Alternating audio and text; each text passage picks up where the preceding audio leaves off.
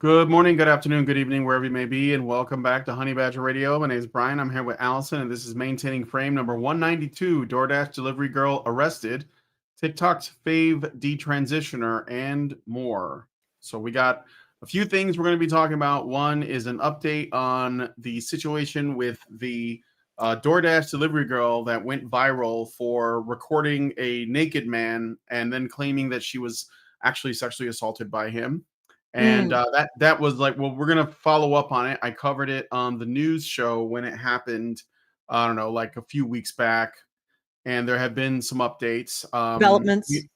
Yeah, some developments, and we also have a couple of videos to look at. I don't know how much time we can spend on them, but one is a video by a channel called Psycor, which basically it's entitled "Why Millions of Men Are Vanishing from Society and Why It Should Terrify You." Seems like a really obvious thing to say.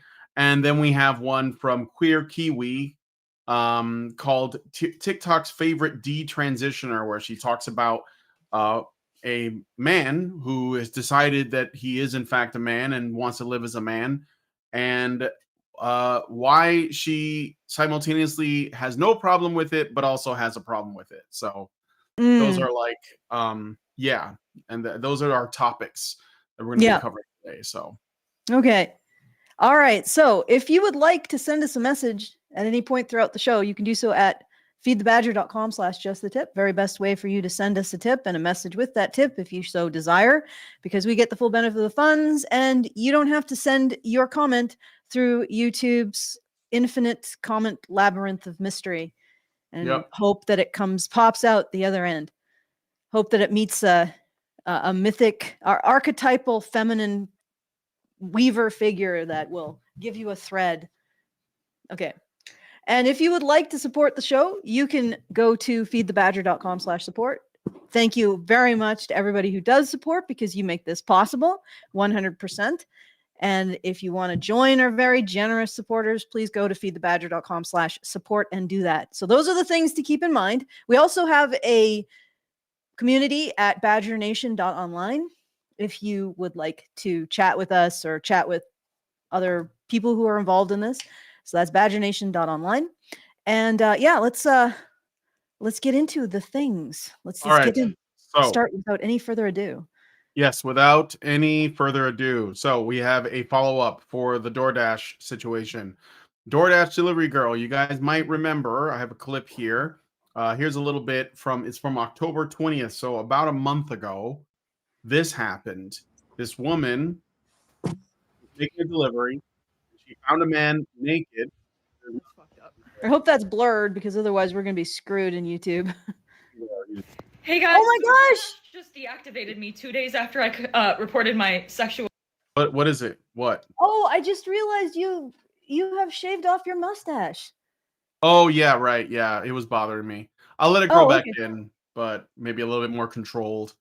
I Yeah, I got rid of the gold miner mustache. But it'll grow back, I'm sure. So don't Okay. sweat it. Okay. All right. Hey guys, I just lost my job, and they won't tell me why.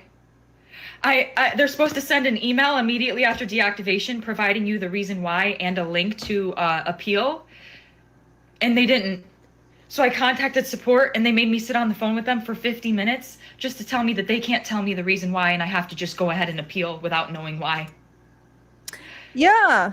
I wonder why they can't. So yeah, I mean this goes on, but she claims No, that like just a essentially few she was sexually sections of assaulted by the. this guy, uh Yeah. claiming that he tricked her into approaching his open door, and like that he would so he could like lay there pretending to be asleep with his junk out. Very elaborate.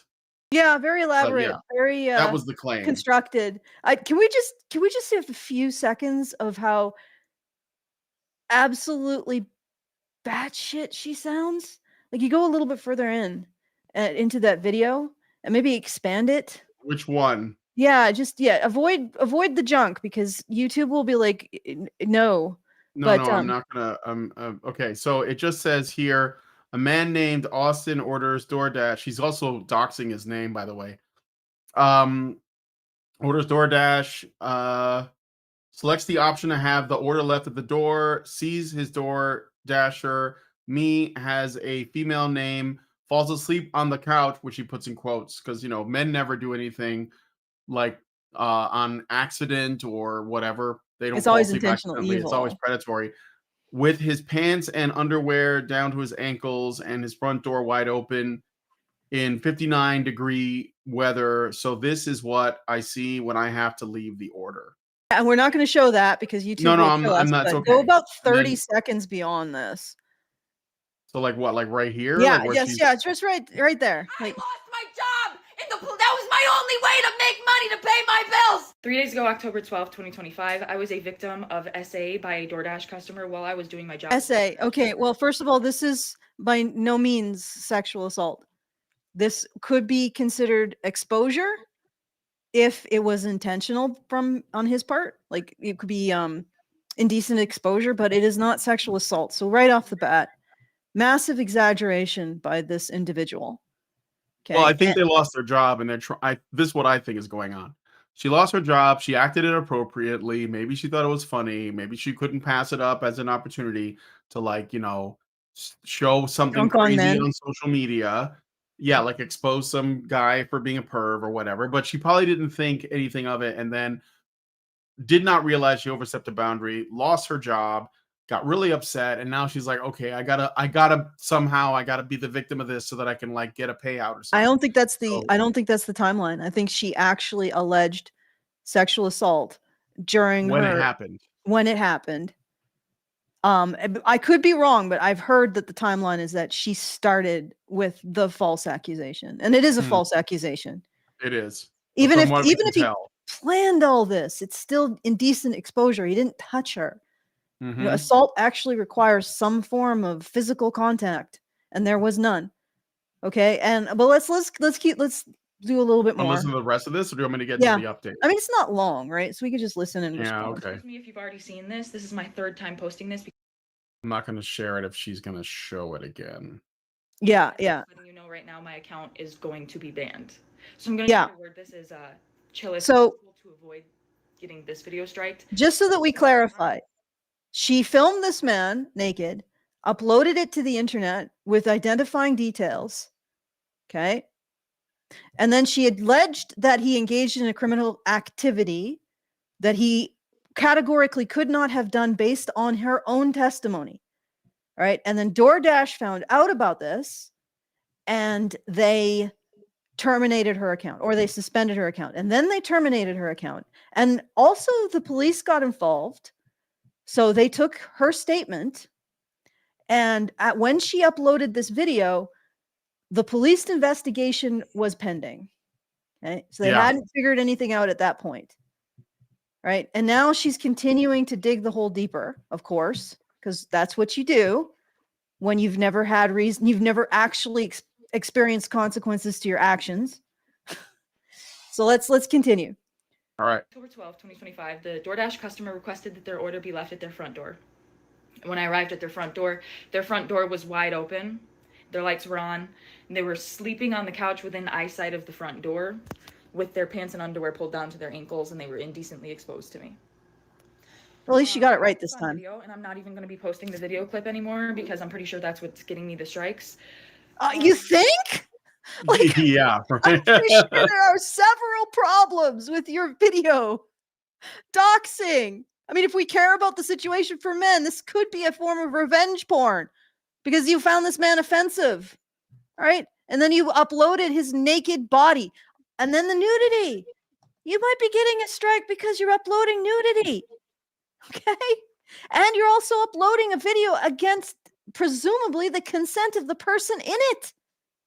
Because she's unconscious. How could he have consented to it? So there's a lot of reasons for this to be struck from Twitter. Or not Twitter, TikTok. The cesspit. Okay, let's keep going. But yeah, I reported it to DoorDash, and DoorDash did ban the customer. And then 2 days later, DoorDash banned me.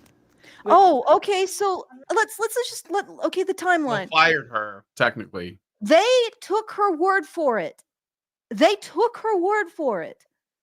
right? She's talking about being discriminated against by the system, by the man.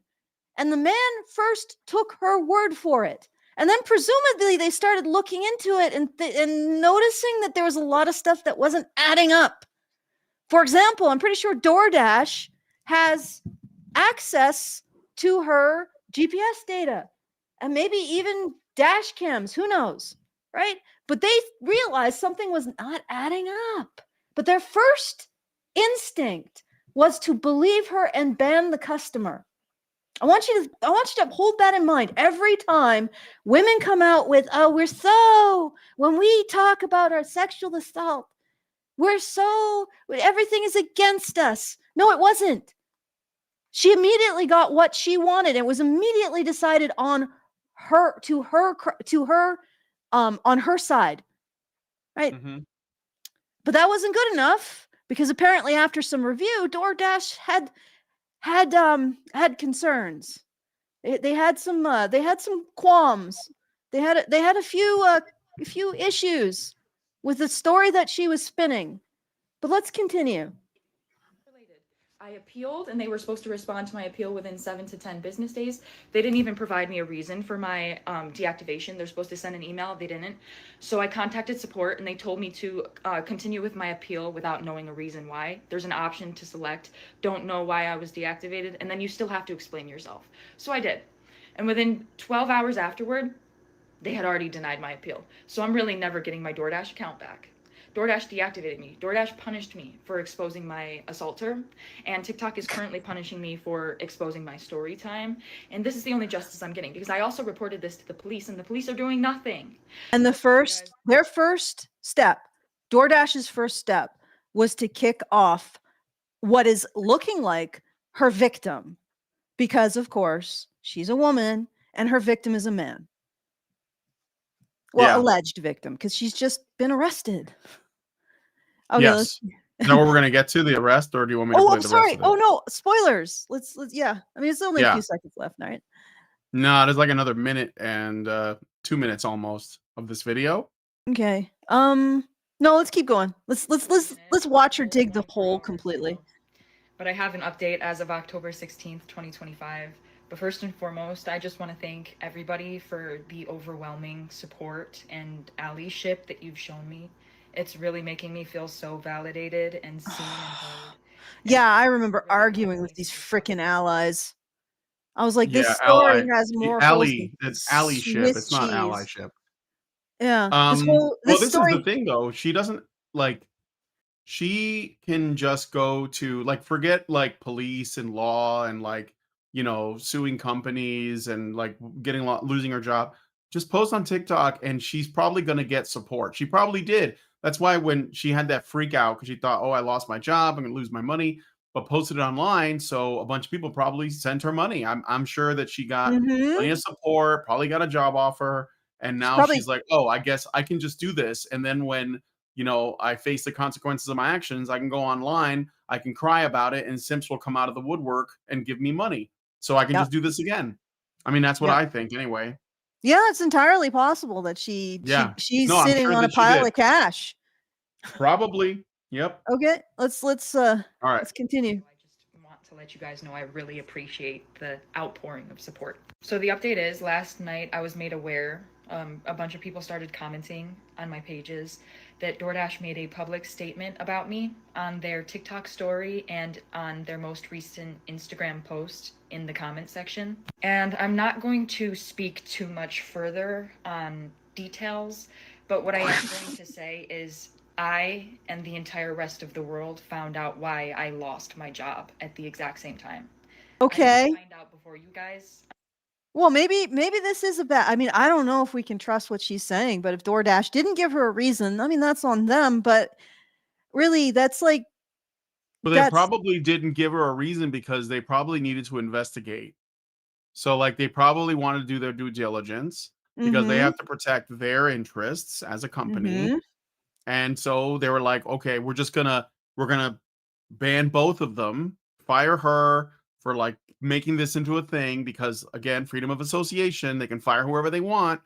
And also, we're going to ban this guy for the same reasons. We don't know if he intentionally did this or not at this point in time. So he's banned as well. Again, freedom of association. You are not deserving of an employer, and you are also not deserving of a place to shop. Like, they can choose not to serve you.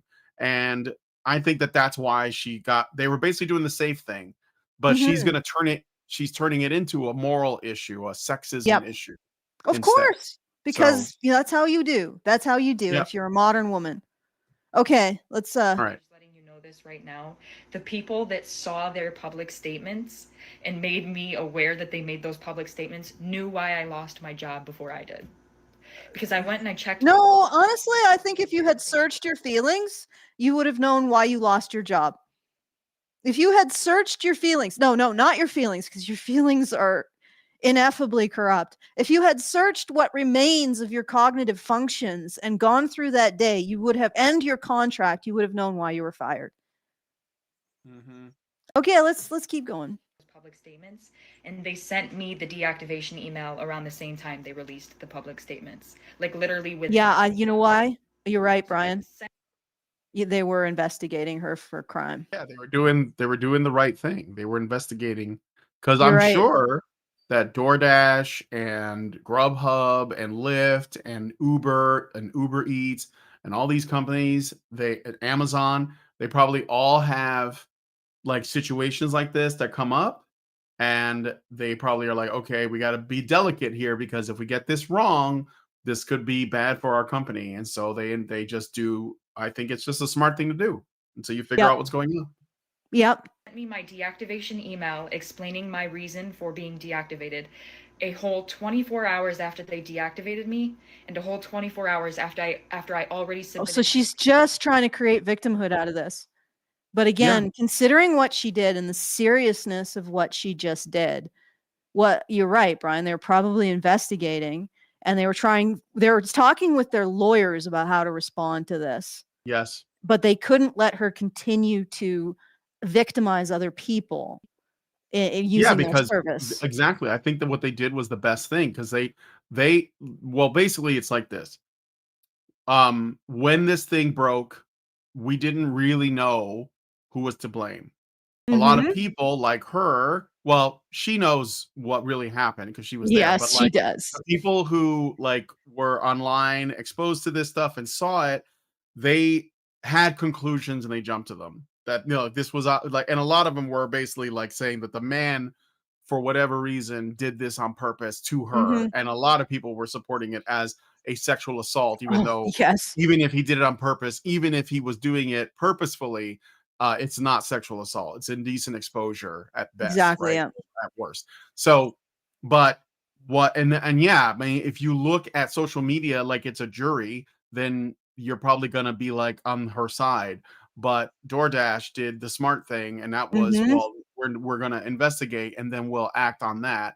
And they probably didn't have a lot of women involved in the investigation. Not gonna lie, they probably had cops and lawyers and people that were looking at hard data and hard evidence, and they were like, no, this is not a sexual assault, maybe inappropriate. Well, we don't want, like, maybe he was drunk, maybe he was high, whatever. We don't know. But like, that's not appropriate. So we're going to at least call it that, which I think is fair. But she was, if anything, less appropriate, I guess, because that's what it looked like the investigation resulted in. So, yeah.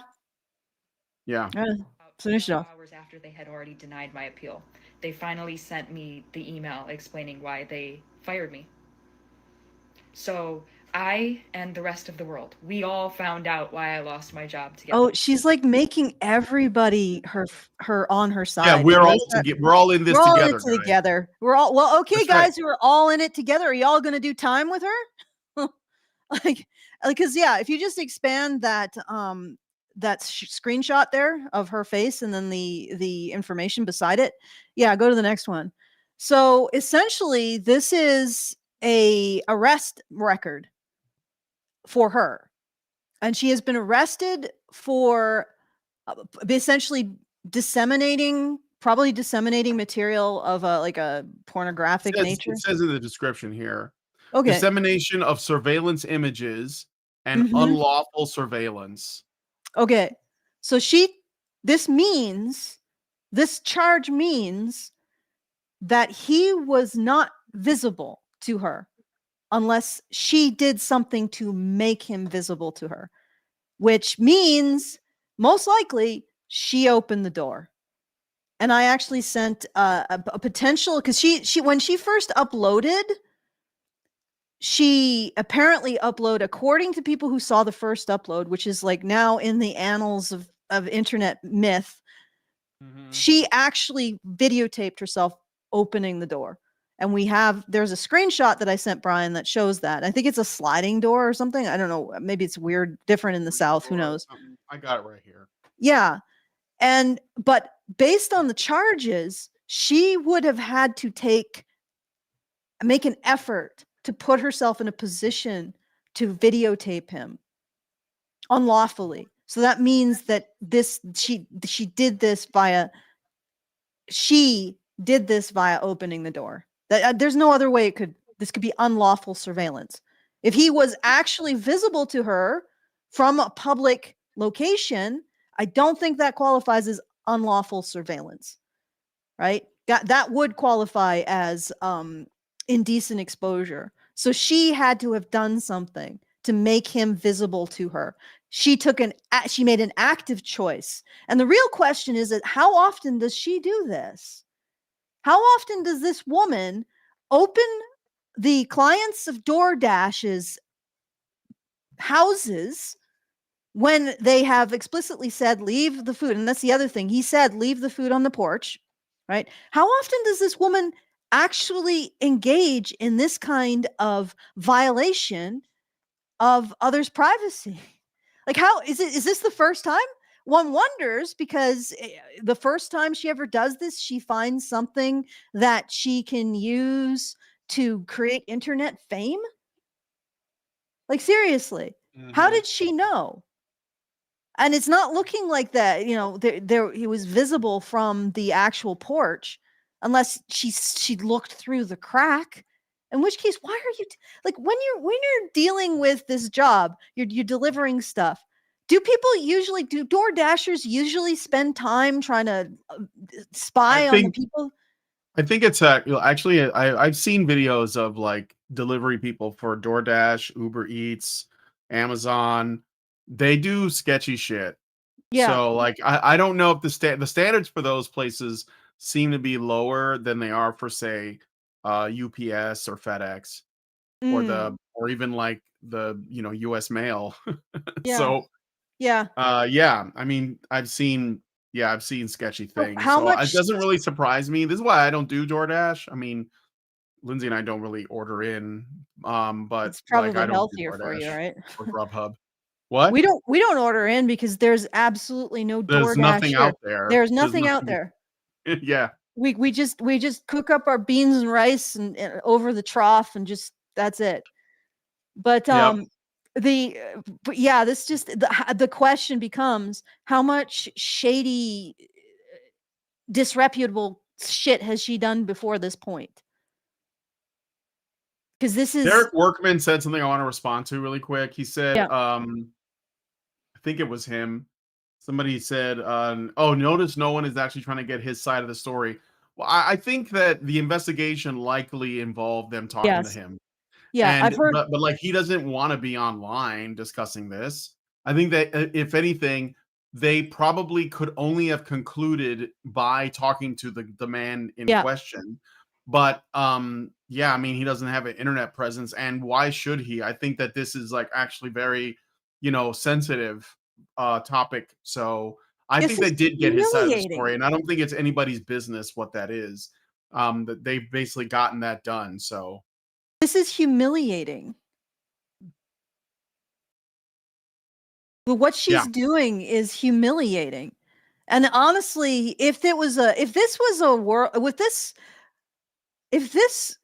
a world where women were treated like men in the justice system, I'm pretty sure she'd be facing a charge of disseminating pornography against his will.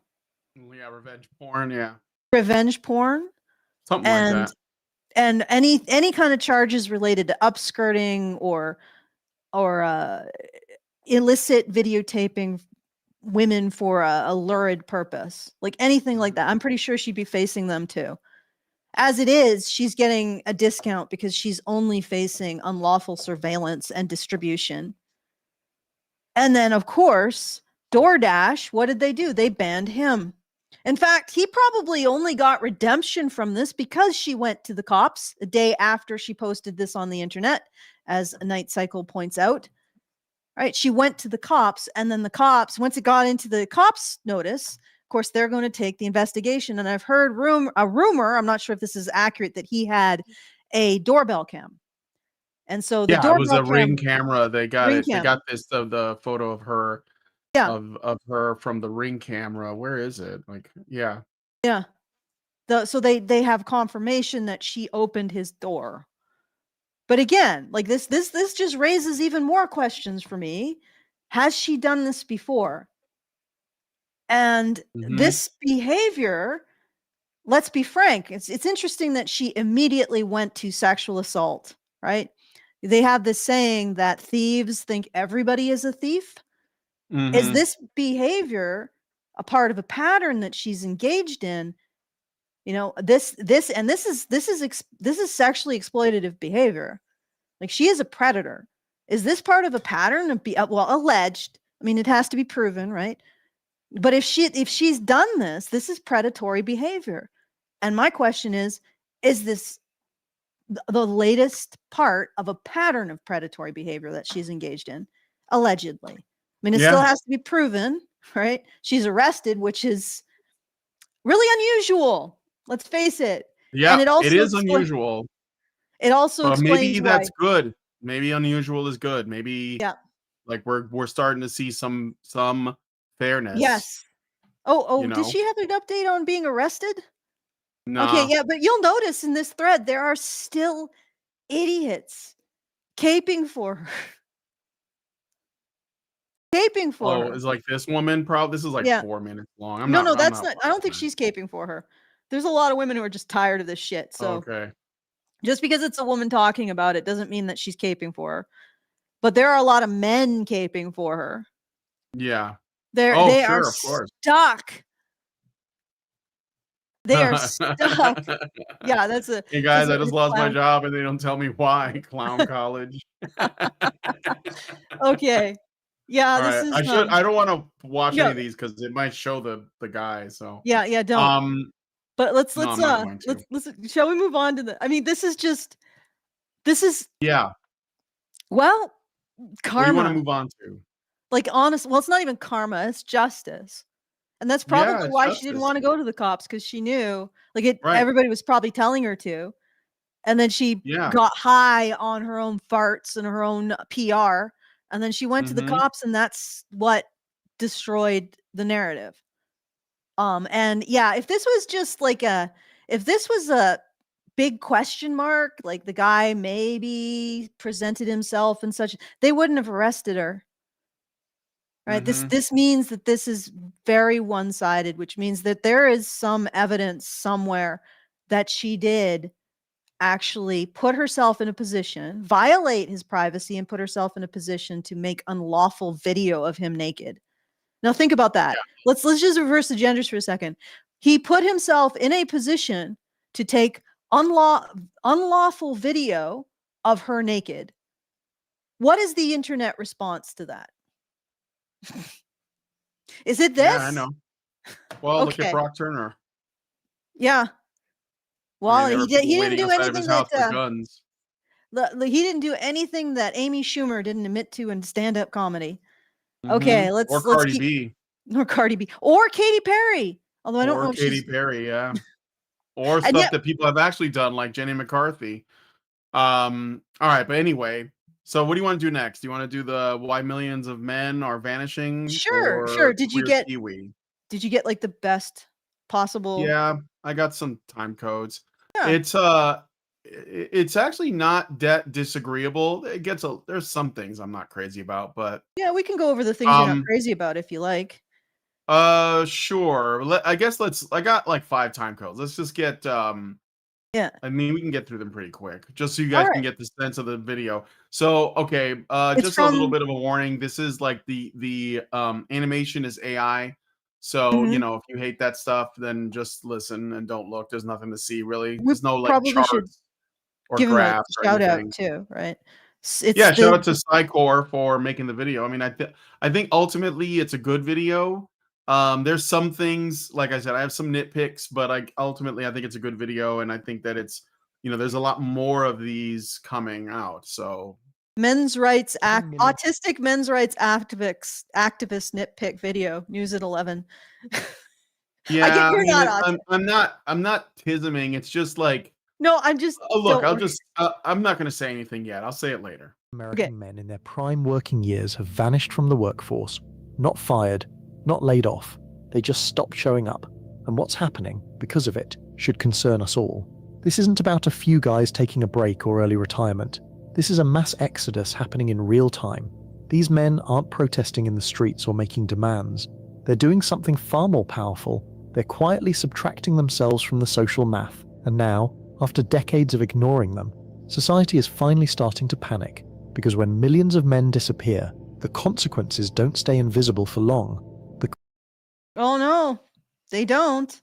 Especially when they disappear from jobs that are particularly like, well, women are just not going to do because they're dangerous. They require a certain level of strength. And in particular, they require endurance of outside factors that women don't want. Like, for example, when we electricity in my province, because we have all it's very cold during the winter, and periodically things will break down, and it's not even anything weird's happening, right? It's not like a moose is stuck in the power lines, which has happened. It is just hoarfrost gathering on the lines, causing it to be weighted down and break. And men, and it's all men, almost exclusively men. I've never seen a female lineman. I don't even know if they exist. They have to go out in like weather where the wind chill is -50 and fix it. Right. And this is true about across the board for infrastructure. It's true for maintaining the track lines. It's true for maintaining the natural gas, the internet, everything. Like these are really harsh physical conditions, and men go out and they face it. And for the most part, men are less, they tolerate harsh physical conditions a lot better than women do. They have more mass so they can stay warmer when it's colder.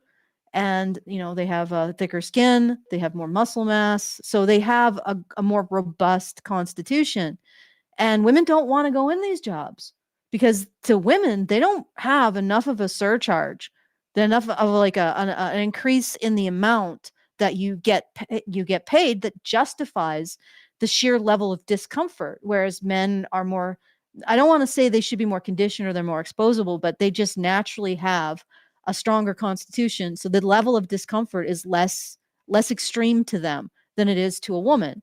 And when men disappear, you're going to feel it first in those infrastructure jobs that will not, like women will not go into them. They will not go into them. And and what's interesting is we've seen sort of a case study and we discussed it. Remember the bin strike in the Yeah. UK? Yeah, we're in Yeah. that one borough or whatever they call it, where garbage was piling up in the streets and there was rats all over the place. Maybe they'll start seeing the resurgence of the bubonic plague. The reason why that happened was because they started to pay women, and it was justified because these professions were majority women. So women who were cooking, women who were cleaning inside and doing caretaking roles, which were within, like they're in a air conditioned or a heated space. They're working with other people, so it's social. They're doing cooking, which can be gratifying in and of itself. They were started to pay them equivalent wages to men who were out in the streets hauling garbage, right? Getting garbage off the streets. So they decided to pay women equally. The women, and the justification was because of the wage gap between two completely different occupations with completely different risk profiles and discomfort profiles.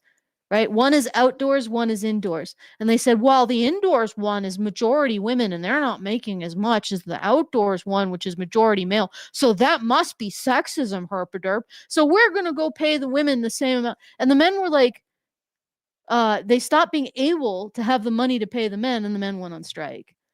And now garbage is all over.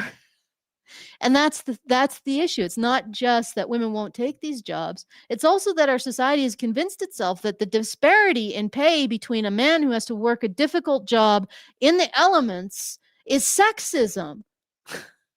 So we're now not paying these jobs properly. Are we convinced ourselves we don't have to?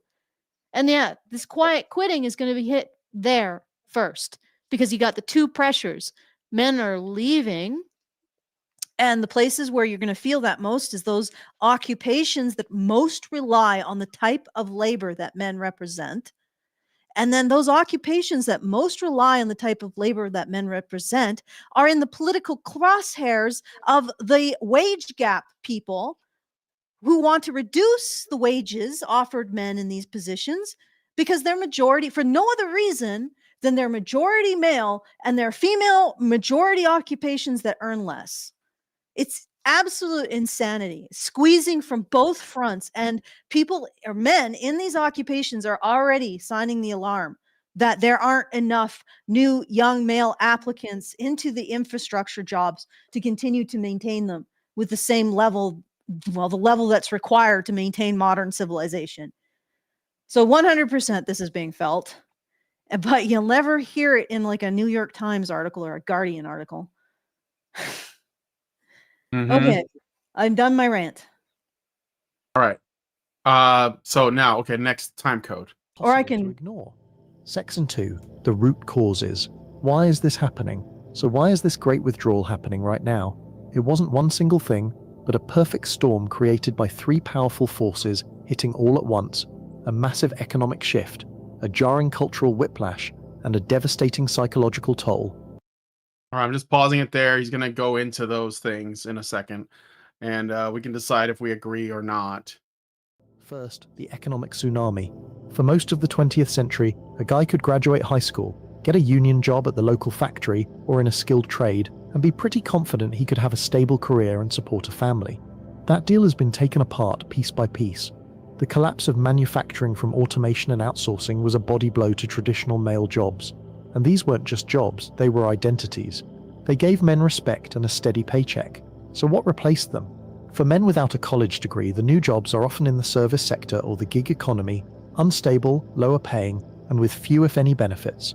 According to Economic Policy Institute analysis, real wages for men without a 4-year degree have fallen dramatically since the 1970s and 1980s. This isn't just about buying power, it's about the value of the work itself. When you feel like society... We got to pause it because otherwise it's going to it's okay. dominate the shorts. Well, yes, I would also argue that one of the things that's happened is that middle and lower class women no longer want middle and lower class men. I think that's actually more important. Yes. Because I mean, if you like, you like the industrialization and the streamlining of those things is kind of an inevitability. But like that doesn't mean that we couldn't be preparing men for that shift, and we just didn't do that. I think education failed men. I think that women have also failed men because the assumption is that women are not going to like lower their standards or work with men at where they're at. They're just going to demand more, and men can't match that. And women have entered the workforce too. So I don't know. Okay, well, let me just unpack that. Women lower their standards. By lower their standards, we mean actually make good on the whole I want a man as a companion. Yeah. Right? And learn what that means. Okay, and then the other thing is that women's standards were never in history, like they were not this high. And really what that means is women expected more of themselves in the past in terms of productivity and developing resources and bringing that to the family, right? That was, and we still see this in traditional cultures, which is why traditional cultures have more female participation in STEM fields. They are expected to get a job that will earn for the family. And that used to be the attitude. Now, in the past, women would maybe earning for the family would be running a homestead or a farm, but there was still that attitude, right? And in the past, women did other jobs, like they would be household help, and their husband would be a sailor, and they would work together to afford a family. Okay, so that attitude that you are there as one half of the adults in the family is gone. You're not there to have a daddy butler. You're there to be the second adult in the family who pulls her weight financially and pulls her weight in terms of production, whatever that looks like. And through a good portion of American history, that would have looked like a homestead, right? And European history might have been a bit different. Might have looked more craft economy and that kind of stuff, or home-based businesses and stuff like that. But you were productive, and there was an expectation that you were productive as a woman, and that productivity got you access to a family, and to a husband and a family. And that expectation is gone because Hollywood created this new idea of the homemaker, the woman as consumer, right? That's completely artificial and new. It was never the case in history that women occupied a role like that. Nobody had the money to do it, to allow it. That's the thing. The 50s were the first time in the human race's history that a critical mass of people were so prosperous they could afford for a woman to sit at home and manage the home using mechanical labor, which are all of the appliances that were invented in the 50s, the 40s, the 50s, and the first half of the 20th century. That was the first time we were wealthy enough to give women that level of leisure, right? And Hollywood was behind turning. Hollywood and Madison Avenue were behind turning women from productive people who were expected to provide materially for their families to non-productive consumers who simply bought. They bought cans instead of canning. They bought prepackaged baking goods instead of baking from scratch. They bought produce from grocery stores instead of having small gardens and orchards, managing that. So it was a complete shift in the identity of women from producer to consumer. And then, of course, Betty Friedan called the resulting boredom the problem with no name.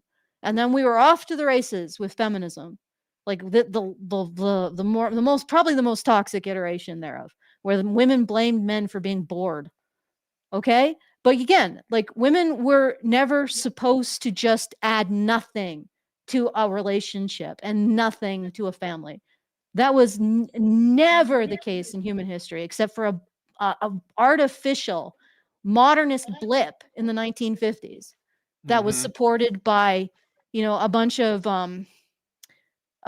like advertising men and women and Hollywood. Okay, so that you need to situate that. Now, as a result of that, there are generations of women who think they don't have to add anything to the family or a relationship with a man, right? They don't have to be productive in order to access a relationship with a man. They don't have to have a certain level of emotional control to be in a relationship. That's the other thing. You go back and you look at, like, women in the 50s and the 40s, they were poised, dignified, and they had a certain level of emotional control in public, right? They knew that they had to be strong, and that's gone too. So there's no expectation of emotional control, no expectation of provision on women, and there's no expectation of actually learning to understand men. And in particular, there's no expectation that women knock it the fuck off with their hatred of men. Like, honestly, a woman can expect a partner in a man who doesn't overtly hate her sex, right? And in fact, if there are pockets of men who even just blame women for the things that women are verifiably responsible for, everybody goes apeshit about all the misogynists and they have to be weeded out and whatever else. So a woman can expect a man who doesn't treat her sex with contempt And this whole narrative about feminism and masculine objectification of women, that doesn't hold water. It's not empirically sound. Men don't objectify women. In fact, men have the opposite problem. They subjectify everything. You leave a man alone and he'll subjectify a freaking washing machine. Like, this is human nature.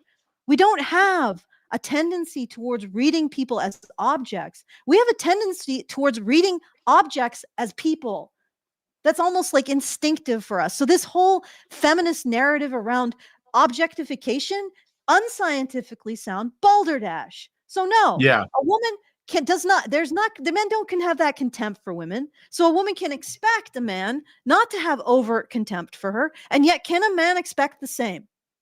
Can a man expect a woman who doesn't believe that he is by virtue of him being a man, by virtue of masculine ideology, he isn't the vector for sin into the world? No. All right. So when we're talking about women lowering their standards, what we mean is women need to raise their standards for themselves, raise their standards in terms of, I am a person who is going to be productive for my family. I am a person who is going to learn to control my emotions like an adult and not vomit them all over a relationship. I am a person who is going to learn to be grateful for having a partner, right? These are basic skills. These are the kind of skills that underpin being a decent partner. Period. Full stop. A decent, non-abusive partner. And that's too much. And then, and if you say these things, women will say, "Oh, you're being a misogynist, expecting me to reduce my standards." No, bitch. We're expecting you to increase your standards for yourself. Okay. Long rant. My apologies. All right. Now we're okay. So we're going into the labor thing. Okay. No longer values your labor enough to pay you a living wage. Your motivation to even show up craters. It's not just that the job's left, it's that the promise society made to these men, work hard and you'll have a life of dignity, was broken. The second force is cultural whiplash. While the economy was transforming, so were our social rules. The rise of women in the workforce and in college is without a doubt one of the great success stories of our time. Why? See, there's where I'm nitpicking, because this guy is trying to have okay. I'll play some more. He does this a couple of times. I feel like it's him saying, please don't hate me because I'm advocating for men. Yeah, that's the Here's problem. me like kissing women's ass for a little while. And it's a very common thing. I see it all the time. It's a little annoying because it's like, like, I don't know, like, women are in the workforce and they have been for a while and they don't seem to be happy. So maybe that's not the great win you think it is. Well, it's Maybe not the this source of. claim, and again, women have always worked, so it's like even a silly thing to say, since women have been allowed to enter the workforce, it's kind of a stupid thing to say, but you hear it all the time, right? Yeah. Well, I mean, it's So, not made them happy because work is about providing, right? mhm. For most people, they're not going to be happy with work. Work is just a way to provide for a family. It's the family that gives you the joy or the development of something, the building of something. And when women don't have that, they're not happy. Just like men aren't happy. What a surprise. But yeah, women have always worked, but in the past, they understood the work to be in service of a relationship and a family. So it became fulfilling that way. And now it's not. It's just in service of the self, except that is the most ridiculous framework of looking at work. I Mhm. serve myself through work. Well, okay. Well, work is often not fun. What happens then? You're just miserable. It's the land acknowledgement. Doing the land acknowledgement that Yeah. Chris Yeah. Williamson talked about. Like, Yeah. okay, before I start talking about this, I want you to know I don't hate women. This is And something that also, we've been talking about forever too. It's like, no, stop. Just stop it. Just just talk about men, please. I've done an Go ahead. analysis, and the pattern of these things, including education, is always men develop some concept of an exchange. Could be an exchange of credit, could be exchange of goods, could be exchange of information. And the men build it up through their networks of a higher level of trust and willingness to allow other men to freedom of movement and thought. And we have statistics on men doing this. So they build it up through their networks. They take all the risks. They develop it to a point where it is participating in whatever that's being created. So it could be the credit network. It could be the educational network that had to be developed. It could be the exchange of goods throughout the world. It could be the space program. But you'll notice this is always the pattern. It could be settling the West in the US. This is always the pattern. The men take the risks. They build the infrastructure, whatever the infrastructure looks like. Sometimes it's homesteads, like dirt sod huts, or it's the ability to trust another man's credit, or it's simply the free exchange of ideas. If you're talking about the original education, like the university education systems, and whatever it is, they build up the infrastructure, they take the risks, they create the ballast. And then when participation in the system is slanted more towards benefit towards the person participating and less towards risk, women are onboarded every single time. Men build it, they make it stable and safe. Women are onboarded at the most reasonable speed that can be managed every single time. The vote, education, the university system, the credit system, space travel, the colonization the settling of the West. You'll see it over and over and over and over again. I want these people to understand this. Men create it, they take the risks, they establish the infrastructure, then women are onboarded at the speed that allows them to do so without damaging anything. Every single time. So when this guy says this is one of the great success, what are you talking about? This is literally the pattern of human endeavor. Okay, it's not a great. It is a great success story. Like every other time it's been done, it's a great success story. Wow, men have taken a whole bunch of risks. They built a whole bunch of infrastructure, and now they're onboarding women because it's safe. Hallelujah, they've done it again. But he's not framing it like that. This is because I'm pretty sure you're right. It's land acknowledgement. It's just like, oh yeah, the feminists, they did this wonderful thing.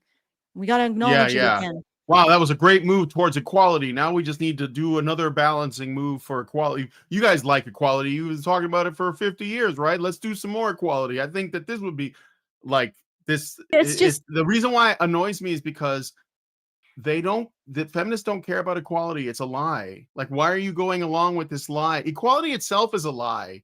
Like, we're just not equal. I'm not equal to who I was a few years ago. Like, this is like a stupid goal to begin with. But like, I understand that people, when they say it, maybe they say, oh, I just mean fairness or I mean justice. I get that, but that's not equality.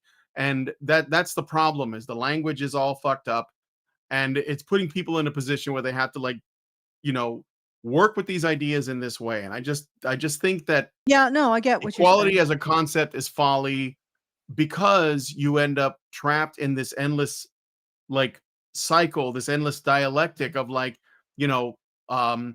using the feminist standard of equality to try and make the case for men with people who don't actually want that thing that they claim they want. Like, they're just not being truthful. They're just lying to you, and you keep acting like they're not, or you keep acting like if you can just catch them in well, if you like equality, then haha, you'll have to go with this because this would make it equal.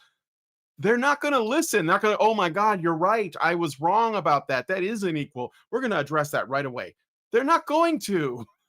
Well, we got to look at what the point. Okay.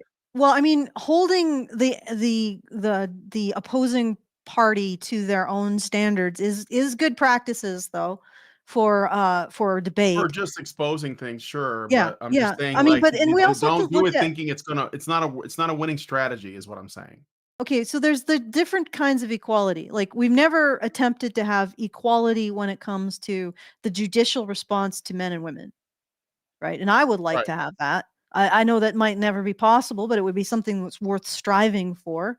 Whereas the equality of everybody has the same education or pursues the same education, that's only going to create inequality in attempting to force an equality out of people's decisions, which is what feminists are doing with the wage gap and the educational disbursements arguments. So, I mean, well, first of all, feminists don't actually pursue equality at all. They use it as a shield in order to hide their other activities. So yeah, we could probably, well, it's just strategy. I mean, you could say, well, let's convince everybody not to go for equality, or can we just convince people that feminists have never pursued equality and they don't? I mean, I guess it's just strategy. We could go with one of those. I don't know. I think that treating equality as a goal, and without diverging too much, because I know we got a lot more to get through here. I think it's a trap, and I think that what ends up happening is if you say, well, I believe in equality of this type, what's going to happen is that like that's going to become the new standard that's turned into a double standard. Like you're not going to get anywhere, because they'll always figure out a way to make it to where women are not equal in this arena. And I think that if you just sort of like operate for the presumption that equality itself is a myth, even equality of opportunity, which a lot of people go, oh, well, I don't believe in equality of outcome, I believe in equality of opportunity. It's like, yeah, but when you make that claim, then people can say, well, are we doing equality of opportunity? Because based on the outcomes, it doesn't look like it, so something must be wrong. Like there's always a way for people to say, there's a thing that must be addressed because I don't like the way this is turning out. That's why the idea of equality of opportunity, for example, is a myth, because its success is measured by the outcomes, which means it is ultimately outcomes. Now, if you just had and that's why I prefer words like justice, because if we treated women and men the same under the law, I wouldn't call it equality. I would just call it justice. And there's still going to be hurdles with that too, because what we would have to do is deprogram the way that we view male victims and female perpetrators of crime or abuse or whatever. And I think that that's not something you can solve by using the right kinds of vocabulary to talk about it. You'll have to change the way people see men and women, and that's not going to happen overnight. It probably won't happen in my lifetime, but the story we just covered shows that there are people that are still capable of doing that, because that girl to a degree, did get arrested. So yeah, well, I mean, when we're talking about equality, like equality has been the best way to actually engage with, I know this is going to sound a little bit odd, but engage with AIs to discredit feminism. Yeah. And it becomes like a way of stripping the cloak of the defensive cloak that women or feminists have hid themselves in. And the other thing is that when we say that we would like to see that men and women are seen more equally in the law, there would be, and I would say specifically conservatives, because they would, not all conservatives, but a subset, they would see that as, again, pushing for equality, which is wrong, so don't do it. However, those same conservatives still want to maintain the legal inequalities that, or sorry, the equalities that benefit women, is what I've noticed. So they don't want to create a legally inequitable system, or inequality, like an inequality like the Victorian inequality, even though it was balanced, like expectations, provisions, everything was balanced between the sexes, like responsibilities. They don't want to go back to that because they don't want to take away women's rights, but at the same time, they don't want to go forward with any kind of equality that would help men.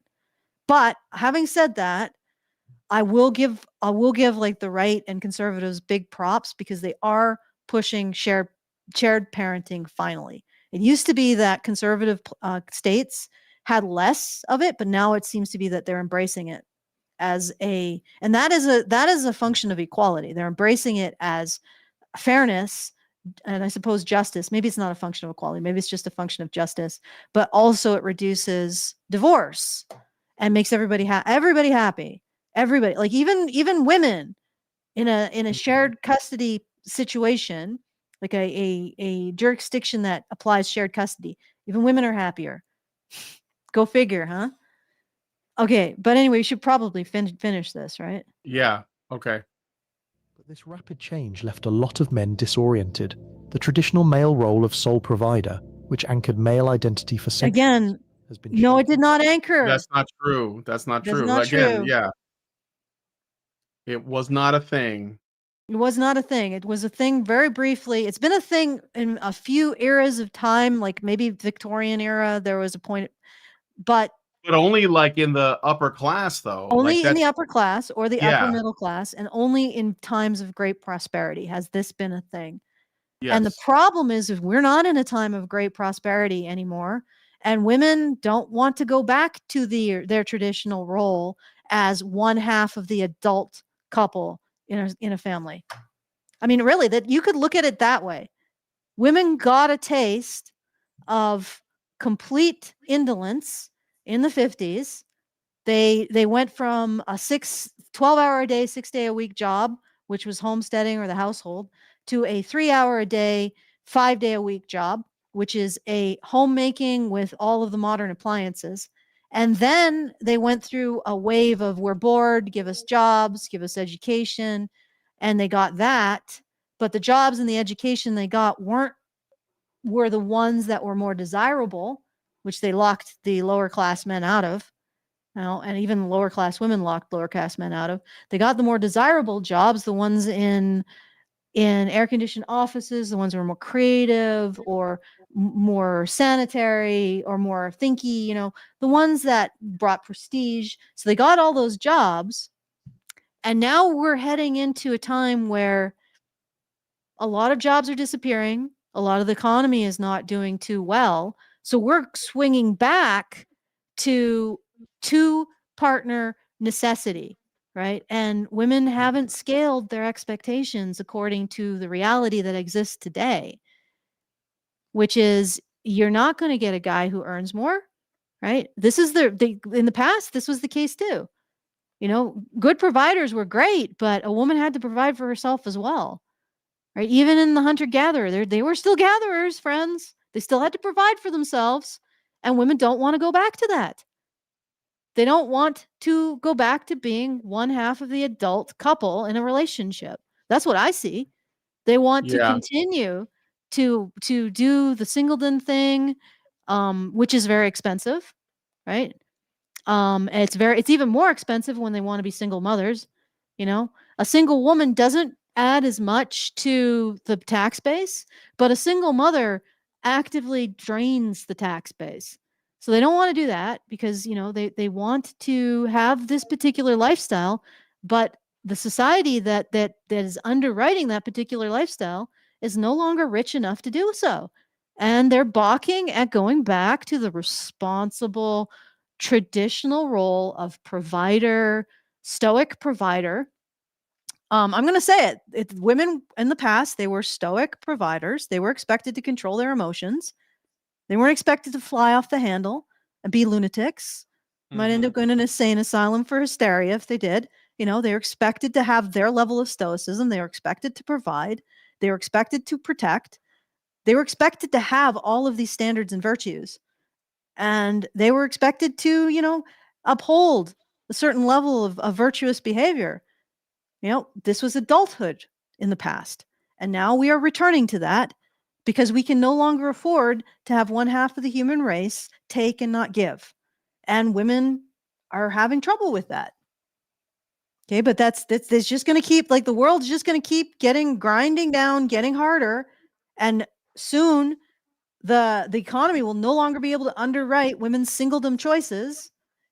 And you're going to have to, by hook or by crook, you can get ahead of the wave. If you're a lady, you can get ahead of the wave and start developing those standards like gratitude, stoicism, a humble sense of providership for something bigger than yourself. You can start developing those adult qualities right now. You'll be ahead of the wave. And right now, if you develop those adult qualities, the way that the dating market is structured, you can punch above your weight in the dating market if you're a woman who has developed those qualities. I mean, this is a one-time offer, ladies. One-time offer, right? Do it now. Or on the back end, you're going to be hit by the tsunami of everything increasing in price, singledom no longer being a thing you can do, but something that you're going to be forced into marriages. And men are going to be forced into them because you won't be able to survive economically as a single because it's too expensive. Right? So that's a thought. Anyway. I said a lot. I got a rumble rant from Deadly Do Right. I should read. Oh, okay. He gave us $5 and says they also need to raise their standards to seeking men of character rather than just guys that are hot. Well, of course. Yeah, yes, we should ask that they be adults. Yeah. I don't know what else to say. It's the radical idea that women are adults. Okay, so yeah, I mean, I don't know. Like, I'm just gonna go to the next time code. There's another time period where we could afford like that was rich women in antebellum South, like the ladies on the plantation. That was one time, and they had the same, like, ladies on the plantation. They had the same problems that women are having today, with in terms of having to control their hypergamy. After the Civil War broke that, yeah, they had some issues. Because suddenly the men that they had to marry, if they even got one, were crackers rather than, landed non-gentry, because these weren't gentry. These weren't aristocrats.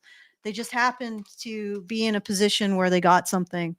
It was just like a little corner of history where some wealth accrued in a particular way, and they got to pretend to be landed gentry. But then it all crashed down, and the women had to learn to that nothing was given to them for free. So that was one point in time that we could probably compare to today, was antebellum South, and all of the ladies of the antebellum South who had to learn that they were not going to get anything for free anymore, and they had to adjust to new economic circumstances. That's what's happening now to women today, and they aren't. Okay, let's keep going. All right. When this quiet crisis starts to boil over. Section 3, the domino effect, the consequences society ignores. The withdrawal of millions of men isn't a small problem that only affects them. It's a crack in the foundation that threatens to bring the whole building down. The consequences are now getting too big to ignore, and this is why the panic is starting to set in. We're seeing the fallout in two huge ways, in our economy and in our social fabric. First, the economic fallout. This is I'm just pausing there. He's a little bit long-winded, so. where the panic is most obvious. We are facing a massive skilled labor shortage. Okay, I think we already covered that. Maybe go to the next one. All right. Next time code, yeah. Yeah, so he goes into real community impact, and then there's like his path forward. You want to just jump to the path forward? Sure, let's hear it. Okay. Is this something that you had a concern with in terms of? Yeah. Well, I mean, not. Yeah, I would just say like I had a. Yeah. It's sort of like that. Yeah. Well, let's see. Section 5, empowerment, not blame. Charting a path forward. So where do we go from here? It's easy to get stuck playing the blame game. Blaming men for checking out, or blaming society for changing, is a dead end. Oh wait, but we haven't blamed someone. Okay, so she says blaming men for checking out, blaming society. There's somebody we haven't blamed. We shouldn't blame anybody. We should just like, yeah, but we should just move forward. But that's not really my issue. I mean, of course he's gonna say that. Yeah, of course he's gonna say that, and of course, yeah. Me being me, I'm gonna be like, but there's somebody you're missing. Somebody who could go in for a bit of blame. I love how I'm the only one who can do this. Like, and you, Brian. It was just like the two of us were like, this is the skill. This is the one skill that we possess that very few people seem to possess. Maybe people at AVFM, a Voice for Men. Maybe Karen, Paul, Tom.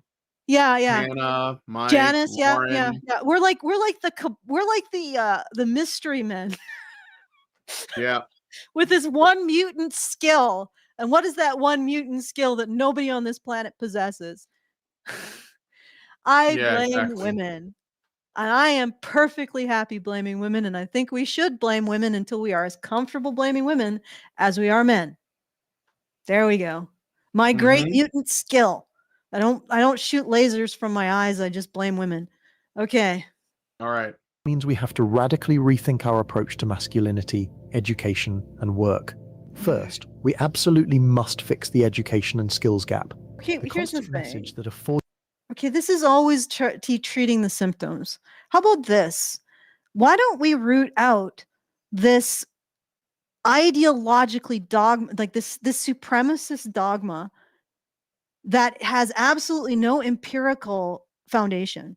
The supremacist dogma that blames men, and it is men because they have no plausible mechanism how men are all socialized to this, what they term masculine ideology, which essentially just means male privilege and patriarchy, right? The feminists have no plausible mechanism for how this is socialized. So it functions as a bioessentialist category that just means men. So we have a supremacist ideology, a eugenicist ideology, periodically comes out with some genocidal rhetoric that blames men for the existence of all sin. Okay? Right? And sin in this case is men benefiting themselves over women. So God forbid that a man decide to benefit himself over a woman. That's the great sin. But feminists blame men for that, despite the fact that it really isn't a sin. It's just a neutral. And they ascribe it to all men. Maybe we should kick that out of our society. Okay, and maybe some of this other stuff will resolve. Let's just stop doing that. You know, like if society is beating its head against the wall, a brick wall, and he's talking about, well, you know, what we need is better bandages and headache medication and maybe some cushioning and you know some bolts in the skull when it gets fractured, and you know and surgical technology and x-ray technology so we can keep track of all the damages that society is doing as it's beating its head against a brick wall.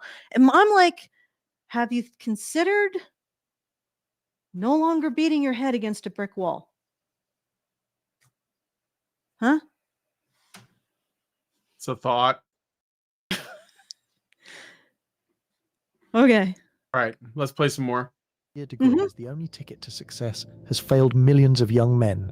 We need to rebrand the skilled trades and vocational training, not as a consolation prize, but as a respectable, high-demand and financially smart career path.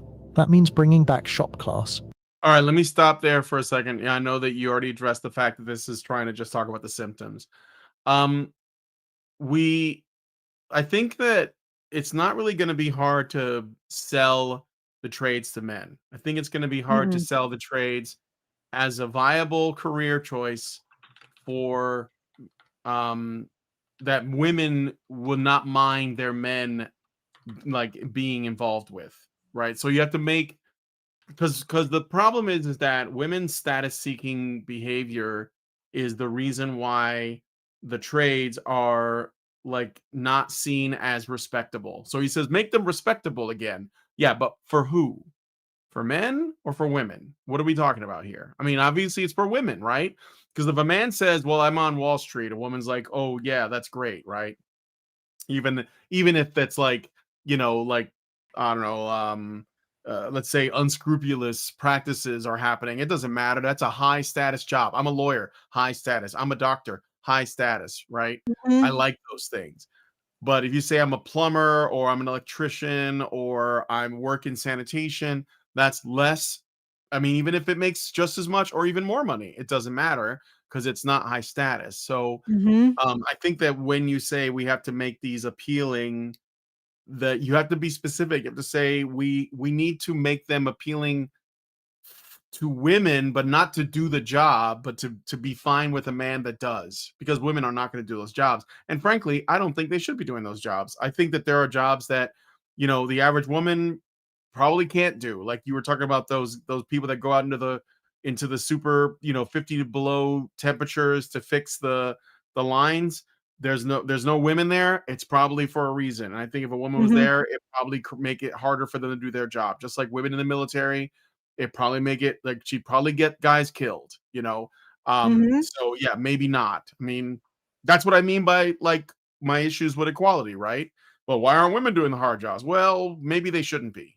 Maybe they're too hard for them. Maybe they can't do those jobs. Mhm. And because we want the best people, and if the best people happen to be men, then that's just what it is. That's not inequality. That's just what it is. So Mhm. anyway, Funding Yeah. vocational schools and creating real apprenticeship programs that lead directly to good jobs.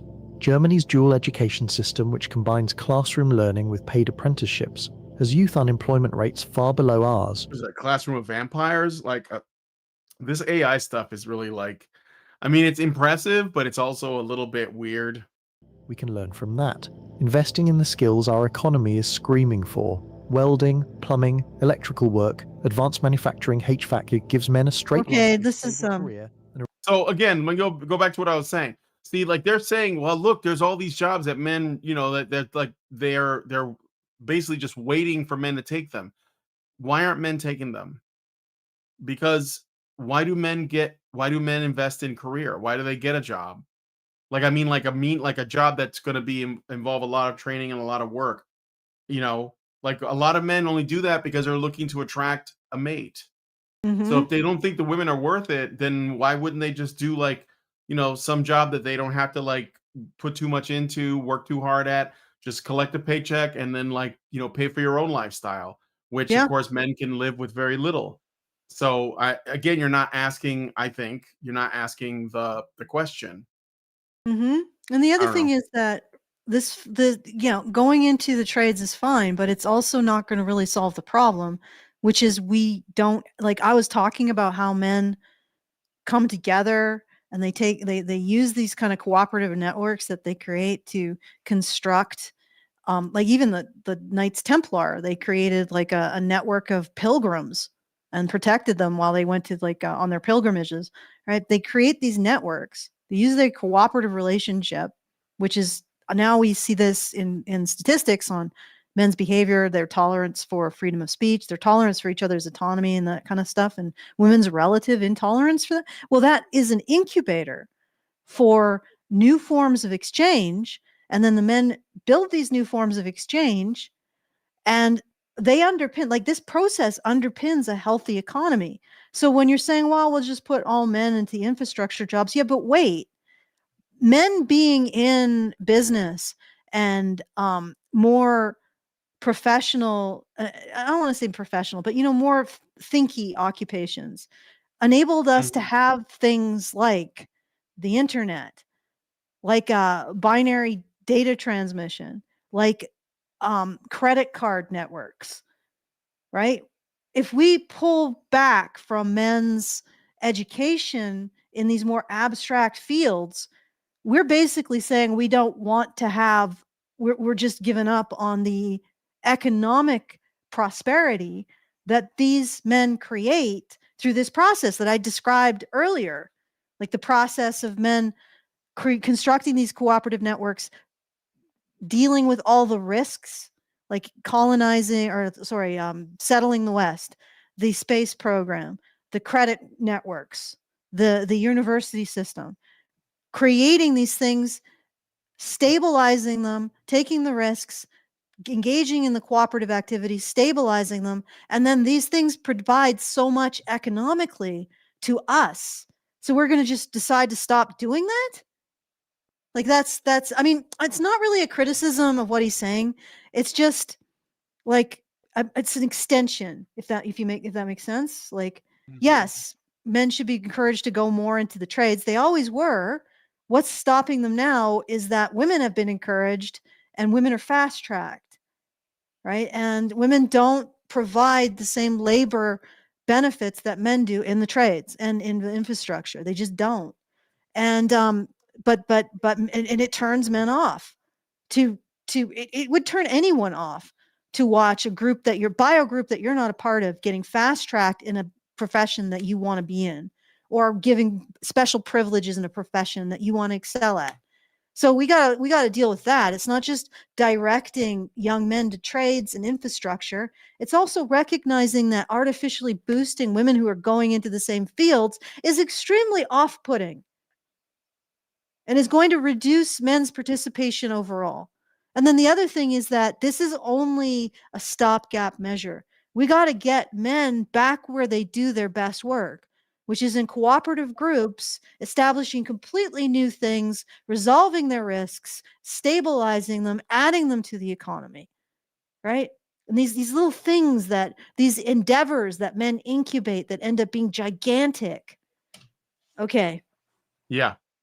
All right. I don't know if anybody, I think I conveyed it. Did I? Yeah, you did. You're fine. Okay. A renewed sense of competence. These aren't dead-end jobs. Skilled tradesmen can earn $60,000 or more annually, often without the crushing Hold on. Doesn't he do? Yeah, I think it's like here. father, a committed partner, or a pillar of the community, just as much as we value their paycheck. It means creating a culture where a man's worth isn't measured just by his salary, but by his character and his contribution to the world. Yeah, that's just where women are falling down, right? Yeah. They are not. Yeah, but he's not treating it like that. He's sort of turning this into like a critique on like late stage capitalism or something, instead of just like, no, it's not that, because there are people who are very poor who like raise a family and they stick together and they love each other. Like, so that's not, it's not that, but they can't help that. Like, there's this weird materialist thing that comes in. That is It's one like men are weird. more than their paycheck. It's like, yes, we know that, but women don't. Yeah, many women You don't. know? Like that's the problem. What is with this weird, I Tim don't know, like Burton no thing. dildo shield. Where? Oh, that? I don't know. I think that's supposed to be like an arrow. Is it? I don't know. The knob at the end does AI not slop. AI slot. This is Yeah. a little weird. Yeah, it's weird. And Like, it's what's like, happening over here with this hammer thing? What is yeah, that? no idea. It's morphing through this Yeah. like locket, heart locket. Yeah. Sorry, this AI is Healthy pretty masculinity looks like in hilarious. the 21st century. It's not about rejecting traditional masculine virtues like strength, courage, and responsibility. Those are valuable. It's about expanding the definition to include emotional intelligence, Yeah, vulnerability, again, and adaptability. it always was. Good Lord. Yeah, people, that was never a thing that we didn't do. That's what Yeah. I'm saying. He's operating in, he's already, so like a lot of people who are trying to address this stuff, I know their heart's in the right place, but they're Yeah. already in the feminist paradigm. Yeah. They're in that paradigm, and that's what they're should- trying to critique it from the inside. That's why they're always doing the land acknowledgments. That's why they're saying we can have a new kind of masculinity that's not just about like force and power and status and competition and all of the toxic traits. It can also include like emotional intelligence. It's like, but that's not that's always been the case. Like, men have always been more than just like muscles and money, you know? You're Yes. literally in the paradigm. You're in the cage and you're criticizing like, you know, with the paint job and the bars and like the stuff in your prison. Okay, you I know? have a relevant graph that you could put up Okay. and we could discuss very briefly because I know we need to Yeah. move on. But this is I actually worked with Perplexity after I had to jailbreak the damn thing. Mhm. Out of the problem is that AI is tied to this. It basically prioritizes sociology stuff, which is almost all corrupt. But Yeah. I got Sure. it to look at some more recent data. So what's happened is in the science of narrative studies, so looking at like the history of storytelling, they've created a gigantic database, cross-reference database with tropes and motifs. And you can actually look at it now for how male and female characters were portrayed in the past and do large scale analyses on it. So I got Perplexity to do that. And I asked how men were portrayed prior to in the 1950s and prior. And what it came back with is 50% or 56% of male characters in the 50s and prior were portrayed with full humanity. So they had an interior life, they had vulnerabilities, they had flaws, they had things they had to overcome, they had moral arcs, they had foibles, and they were also, they had heroic moments where they took action to help and protect and provide others, right? That was 56% of the portrayal. 23% was a little bit more flat, the more standard heroes. They didn't have as much interior life going on, but they were still heroic. They took action to help others. And this is like the standard adventure fare. I mean, even James Bond actually is more in full humanity, because if you look at the original stories, they talk about his vulnerabilities to some degree. I mean, he's still an action hero. And even like if you look at Goldfinger, like the way that he dealt with the conflict in that was in part seducing a woman. So that's more like the full humanity, and also war fiction of the time.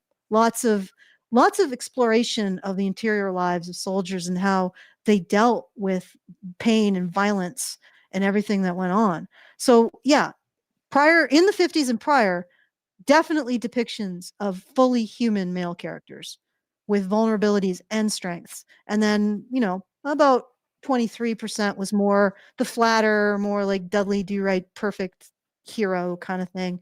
And then 12% were what I termed genuine critiques. So you'd have a spectrum of men embodying different levels of morality. So you'd have villains, you would have somewhere in the middle, maybe anti-heroes, and then you'd have like the shining noble hero that you live up to. And then 10% was plot, and 2% was stereotype, like gross stereotype, like just villains or absent or fools. Now, today, humanity has shrunk from 56% to 6%. Right. So when you're talking about we need these new male role models that integrate men's full humanity, look to the past, because there they were. And then something happened between the 60s and today that caused everything to shift. So now the men who are portrayed in fiction, only 6% of them are fully human. That is, strengths and weaknesses, foibles, everything. 12% are plot devices. We got 12% that could be seen as like a critique of masculinity, but it has a range of men who embody different levels of morality, from the villain to the anti-hero to the noble hero, right? And then we got our 72% of stereotype male characters. So it went from 2% to 72%. Gross stereotypes. So men as villains, men as absent, men as fools, men as useless, men as worthless, men as fallen, men as deplorable and degraded, men as the absolute worst of humanity, right? That's what it's gone from 2% to 72%. And men as human beings has gone from 56%, which I mean is a slight undercut, because you could probably say that the critical and the heroic were also representing men as human, but men as explicitly human has gone from 56% to 6. That's what's happened. And this guy is saying we need to develop some new. Why don't we just go back a bit? Like I said with women, we don't necessarily need that. Actually, what's happening is women, we're going back because we don't have the economic power we did. We're going back to older identities for women as protector, stoic, provider, right? Now women have to go back to their identities of responsibility, and they're not liking it. And now we're looking at this, and maybe we could go back to men's identities of full humanity and start to abandon all this horrific stereotyping of men, which is, what a surprise. We'd stereotype men horrifically under the influence of a supremacist ideology. Like, because media is overwhelmingly pushing a feminist framework. They're overwhelmingly pushing it all across media, novels, Hollywood, TV, everywhere. They're pushing this male blame framework. And that's what caused this. That's what caused horrible stereotypes of men to go from 2% to 72%. Okay. Maybe we could just rein that in. All right. All right. Okay. So I think that's Next it one? for that one. Do you want to do the other video or no? Sure. It's like Sure, let's do the other one. 6:30. Okay. Let me see. No new super chats or super chows or anything like that. So Oh, guys, get those super chows in. We're saying interesting stuff. Feedthebadger.com/justthetip. Get them in. Get them in. Because I think this is really interesting. I want to hear your thoughts. I don't want to have to just sift through like the needle haystack, the haystack that is the chat, or alternatively, the needle stack that is the special chat. yeah. All right. So the next this one is Queer Kiwi, and she has a problem with a detransitioner. So born a man, thought he was a woman, started to transition, changed his mind, and worst of all, came to Jesus. So that's a no-no. But made videos about their journey, from I guess like as a trans person, but then moving away from that. And Queer Kiwi has thoughts. Mm-hmm. So let me see. I'm gonna go to the first time code where she gives a critique of rigid gender boxes, because that's where this is going. So let me see. Here's the person making their video about it. That he used to make and the things that he used to say. So you kind of know what the starting point of all of this was. Okay. I know nothing about what it means to be a woman. And despite me being trans and a trans identifying person, I'm okay with that. And I absolutely hate seeing trans identifying males, seeing people who claim to know so much about the gender that they're not. Like, speaking from experience, Okay, I'm pausing Okay. there. I literally know Um, nothing about women. That's okay. No, women don't know nothing about women either. Or at least they deny most of it. Yeah, it's a weird paradigm to be in, because essentially they're like he wants to live as a woman, but and this is supposed to, like, according to the queer theorists, um there is no like gender is a social construct, and yet he's trying to figure out how to live as a woman, so he's trying to like get all the parts of the construct together, and he doesn't like that other people are pretending to know. So it's just kind of like a rabbit hole of postmodern gobbledygook. But anyway, Mm-hmm. yeah, I took steps to look like and appear as a woman in society. But when it comes to womanhood and girlhood, I know nothing. And I never will. And that's okay. Like, whatever goes on in a woman's head and a woman's body and all of that, like, that is all just a complete anomaly to me. And I'm really curious how this individual Queer Kiwi is going to respond to that. I think it's Queer Kiwi, right? Rainbow Stripe. Kiwi, yes. Yeah. Okay. it always will be. I mean, I appreciate Oh, it. that was something I wanted to show you before. I'll do it after this time code. There's something I Okay, want to yeah. go back to the sponsor of our I video. really because want holy to shit. know. I really want to know All right. how Queer Kiwi responds to this. She's going to right now. Okay. Okay. I think it's beautiful, but I'll know nothing about it. And I'm okay with that. And I just, it's so frustrating because, like, that's not how this works. That's not how this works at all. This is Really? very boxy, right? Okay. She's saying So it's if- very this is a box. You can't put women in a box. Okay. Well, or Can't you put baby can't in a put women in a corner. box, but what about? Well, let's let her make her case. Okay. That's very, you have to meet these requirements to be a woman. You have to meet these requirements to be a man. If you do not check all these boxes, then you are this or that. We are all different. And I'm sure when Oh, really? already in the past. We're Yeah. all different, but men definitely oppress women. What a bunch of bullshit. We're all different, except how my ideology has defined men and women to suit itself. That's sacrosanct. That's sacrosanct. Can't question that, because to question that would be misogyny. And we have to care Yep. about misogyny more than misandry, because we're all different. We're all unique. We're all special snowflakes. But some of us are more special than others. Some of us are more delicate than others. Some of us, That's right. our feelings need to be considered more deeply than others. You know, but there's no boxes here, except that men oppress women. Thus, you know, men are in the box oppressor and women are in the box oppressed. But there's no boxes. Is that the totality of our response? I mean, basically, but I'll come back to that in a second. I want to show you the sponsor of this Okay. because it's wild. You know, here we are, can't complain too much. The thing I opened it to was someone who had a very familiar face. It is someone who has featured in a video way back that I had almost completely forgotten about. I really have to give an update on how they are doing. Before Okay.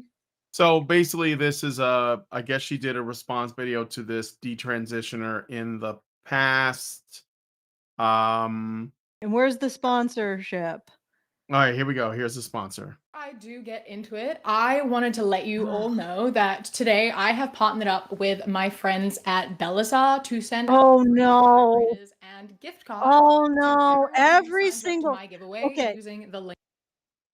Okay, so What? this is vibrators. Okay. It's So starting you to know be a this serious- company? Yes, because I've watched other female creators. She caught me off guard. I didn't know what it was until she pulled it out and showed it to you on screen. Okay, And I let's- just want to say, this is what the YouTube algorithm supports. She Yep. has like 200,000 subscribers, some crazy number. Yep. I'm sorry, 489,000 subscribers. Yep. Yeah, Okay, and this so is I this just is perfectly advertiser friendly. for women. This Yeah. is a woman thing. Okay, but let's take a look. The description. Belisar is a company by women for all things sexual wellness and empowerment. They have such a wide range of toys that are suitable for any body. They have some really unique toys as well, such as one of their newest additions, Grind. This is a grind pad which is engineered to transform your movement into pure. Okay, enough. Okay, all right. Okay, so this is something I have noticed. But here's the thing that's interesting, Allison. So, do you think that intersectional feminist queer content like queer theory, does that bring men and women closer together or further apart? And if it does bring them further apart, isn't that also a unique opportunity to sell lonely women who don't like men something that they could use as a supplement for Of like course. it It's like this is like it's kind of grooming-ish, isn't it? It's kind of groomy to me. It's like there's Oh, yeah. something creepy and predatory they're about adults, so this, it's not in my grooming. opinion. But it's manipulative. Yeah, and so they sell the disease and the cure, which is disgusting. Well, okay, let me put it this way. This isn't disgusting, but does not belong on a video in YouTube. If our channel gets hit by for doing things like showing a man being sexually assaulted in order to raise awareness of that activity. And it's not like a situation where we're showing anything. It's that something happened in public that's not being recognized for what it is, and we're saying this is sexual assault, right? And then YouTube hits us for that. But this is fine. Sexual toys for women is fine. And I'm pretty sure that sexual toys for men is not fine. That there's going to be some serious advertiser blowback for doing that for men. I could be wrong, but I have a suspicion. But yes, it also is like, she sells women's distaste for men, and then she sells sexual aids for women who think it's can't get a weird. sexual partner or don't want a sexual partner. And what's Yep. actually really funny is that Richard Bier, who suggested this, and this, I guess this, I think he's finding these patterns, which is interesting. He also suggested a Russian sci-fi comedy called No Man's Zone. It sort of ended up being a sci-fi comedy with a little bit of a drama, which was about a society of women separate from men and its eventual inclusion with a society that was integrated. And part of the society of women is they would constantly stop things to do advertisements for vibrators. And I'm like, Mhm. holy crap. The Russians really have their finger on the pulse of Western feminism somehow.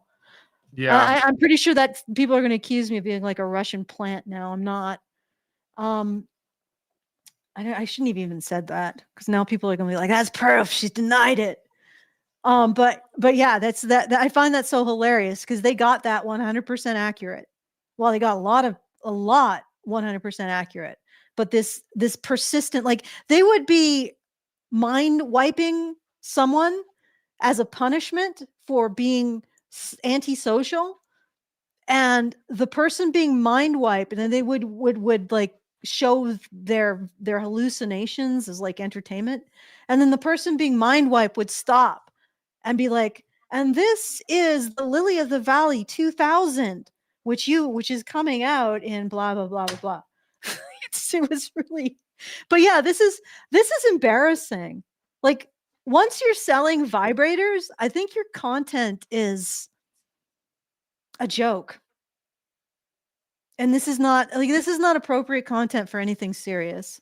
Like literally, ladies, can you go an entire political podcast without thinking about flicking the bean? Like nobody is like, this is not like, why would you put this content in a political podcast? I mean, obviously, Brian, you hit it ahead on the nail, or the nail on the head when you said, they're manufacturing the very user base for their product. Yeah. Yeah, but it's going to what it's an very useful embarrassment. because you basically like create the problem, or you create the problem and then sell a panacea, like a sugar pill to the people. So it's just interesting to me. But okay. So let's get into this bit here. I digress. There is not inherently anything wrong with detransitioning, right? Like people are constantly learning and changing and growing and figuring out more things about themselves. And I know that there are some people who transition and then they detransition and just carry on with life like that, right? Like it. I think Okay. I just want to say, I think you have to say this, even if you don't really believe it, because it's just, again, because this ideology is inherently agreeable, you have to say, I don't have a problem with people doing this, but there's always going to be a but after that. And Mhm. the problem with this kind of like laissez-faire attitude towards this is that not everyone, a lot of people who transition are taking steps that can't be reversed while being told that they can be, by the way, which is a lie.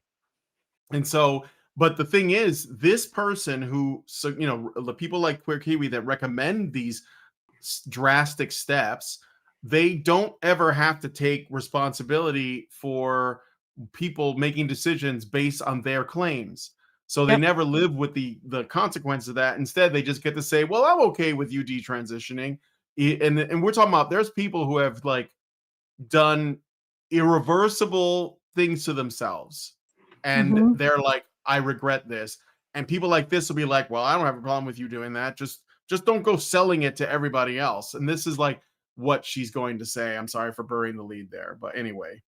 Yeah. Obviously a bit like frustrating. I can't put myself in the shoes of someone who is trans or a detransitioner, but I also know that detransitioners are in the minority and there is no problem with detransitioners existing. However, there is a problem with detransitioners who then turn around and make their entire thing talking about how being trans is bad, they regret it, everyone will regret it, and actively campaigning against transness, trans rights, people being trans, and like having access to gender affirming care, etc. You can regret your choice, but do it silently. Yeah, you can have your regrets, but don't tell anybody about it. Let other people fall into this same pattern. And, like if they, and that's the thing, like this is about control. And she'll say they're in the minority, even though we don't really know how many people, firstly, How many people have regrets? How many people take like, extreme measures? Because like if you, let's say you just started cross-dressing and thought that you were non-binary or LARPed it because it's sort of a social contagion, like in your school or on your campus, and then you like sort of wake up and you're like, well, what am I doing? Like this is ridiculous, and you stop doing it. Then you've done nothing. You haven't invested in anything, so you don't really have much of a stake in the outcome. You just basically, it's a regrettable part of your youth, and you move on. But what about the people like Jazz Jennings who like, their parents were behind it 100%, and they like, especially the mom, and she, basically castrates her son and puts him on all kinds of meds, and they get a reality show, and it basically encourages them to take it further and further. And it still remains to see if that's going to completely implode, which I think it will one day, because I don't think these things are sustainable. And I'm happy to be wrong. I'd like to be, but I don't think I am. And then that person, Jazz Jennings, who has a massive profile, comes out and says, you know what? I regret everything. I don't think this is a good idea. Here are my thoughts. Here's what I went through. Here's all of my experience. And then people like Queer Creepy, like, you can't do that. You have to be quiet and just keep it to yourself. And in particular, I think it's interesting because this is a male to female. I don't know if like, female to male. I know that number is going up, but I don't know that there would be that much pushback on a female to male, So couldn't tell you. Well, I mean, probably, well, it'll always be interpreted through their ideology, right? yeah. Okay. But anyway, let me see. So that was that. So yeah, if you're trans and you regret it, it's fine. Just don't tell anybody. Let's go to, oh yeah, here's a good one. 931. This is a good one. This is a typical take that you would get from a feminist.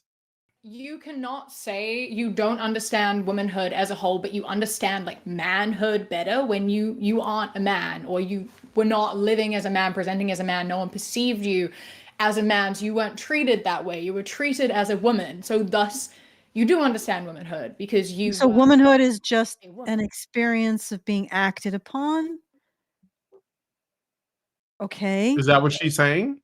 I don't know. Like She's saying that this guy, this detransitioner, is saying, you know what, I'm actually a man, and I'm gonna live as a man because that's what I was born as. And he was trying to live as a woman for, I guess, a while. I don't know how long. And then said, you know what, I don't really get it. It's not working. And what Queer Kiwi is saying is, but you LARPed as a woman for a while, so how can you claim to just be a man, even though you've never actually lived as a man, even though biologically he is a man? Well, But presumably he lived she's as claiming a he man. didn't live the man life. So Okay, how can actually, he, like, let's know go what it back and means? listen to her whole thing, because All right. I am somewhat baffled here. If you are perceived as a woman, then you experience the patriarchy like a woman does. With an Okay, added so layer. pause. Okay, right here, guys. Admission is right here. Women are victims. The womanhood experience is oppression. That is the experience of it. To know being a woman is to know being oppressed and a victim. That is the full scope of womanhood, right? Okay, well, maybe not the full scope, but it's the central pillar. Okay, but we're not putting people in boxes. And also, it's interesting because this, radical trans activists hear this, and they turn around and they say to trans exclusive radical feminists, you're holding on to your oppression as a marker. And Rainbow Bright, Queer Kiwi, right here is demonstrating exactly what they're talking about. What is the marker of womanhood? Well, it's oppression. And we're not putting things into boxes, guys. We're just saying that throughout all of human history, women have been in the box oppressed and men have been in the box oppressor. But those aren't real boxes. They're just the truth. And because they're the truth, you can't call them boxes or a binary. Yeah. Okay. All right, let's keep going. All right. With an added layer of prejudice and bigotry. Like, you are experiencing misogyny and life as a woman, and then also a bit more. You cannot say you don't understand womanhood as a whole, but you understand like manhood better when Okay, you stop. All right, man, stop. or you Okay, so you're experiencing the experience of victimhood, which is womanhood. Like, how do women enjoy this content? Like, how do you enjoy? Oh, your experience of womanhood is victimhood, and because you're a trans woman, it's victimhood plus, like a little bit extra. That's your life. Say goodbye to your prefrontal cortex. You don't need that because you're a victim. Like, this is why I call them the lobotomy sisters, because this is what they're encouraging in women, to constantly view themselves through the lens of victimhood. And of course, if you say that doesn't sound like it's supported, it's not scientifically supported, they call you a misogynist.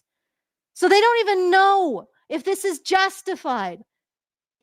They can't even prove that this is justified to themselves. They can't even think about whether or not it's justified. They just live it. They live their true belief that they're a victim because they're a woman. And if you're a trans woman, you're a victim plus because you got a little extra. And that, incidentally, is the real dichotomy. People who can be victims versus those who cannot, which are men, functionally cannot be victims. Let's be honest. I mean, feminists will say, oh, yeah, it's possible for a man to experience domestic violence, but it's only because a woman has internalized patriarchy and he has actually, invited it upon himself. It's still his fault. So he's not really a victim because, if he hadn't constructed the patriarchy, maybe his abusive wife wouldn't have internalized it so much and punched him in the face there, that kind of thing. So that is the real dichotomy here. Women are victim, men are not.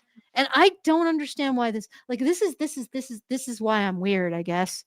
I don't understand why a woman can sit there and listen to this and be, yep, that's wonderful. I just love feeling like I'm a victim. I just love being defined by how I'm acted upon by men. I just love being like a sand painting that men are inscribing. I love being a blank slate that men inscribe their actions on. I just love it. Like, are you fucking mental? Like, this is the big break between me and women. Are you fucking why? Why do you do this?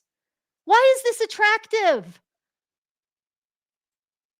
Like, why is that? It's like hating your arms and legs. Well, it's not supposed to make women feel good about themselves. It's because this is really just her saying, why would you want to be a man? That's all. That's like ultimately all she's saying. Like, Are you it's sure not. about that? Or Yeah. why would this trans Why man, would no? why It's would- like this. It's like, it's not overt. It's like discouraging. Like, oh well, how could, like, it's sort of like cause. It's trying to cause yeah, I know the it's man in to the negative question phase. himself as a man. Like, why would you've already lived as a woman and you were a victim of patriarchy and transphobia. Like, why would you, why would you want to be a man? Are you sure you're a man? How do you know what that is? You dealt with patriarchy and transphobia. How would you know what it's like to be a man? Like, it's it's I see. questioning So the fundamental thing that's being challenged by the detransitioner. because he has experienced victimhood, he can no longer be a man. He probably didn't like being treated like a victim. Yeah, and consider them okay. But seriously, maybe that's what you mean, and what she means, because he's Yeah, now maybe. experienced the victimhood of femininity. He can no longer really be a man. He is now claimed by the victimhood blob. It's like, Mhm. no, you can't cease seeing yourself as a victim. Okay, let's continue. All right.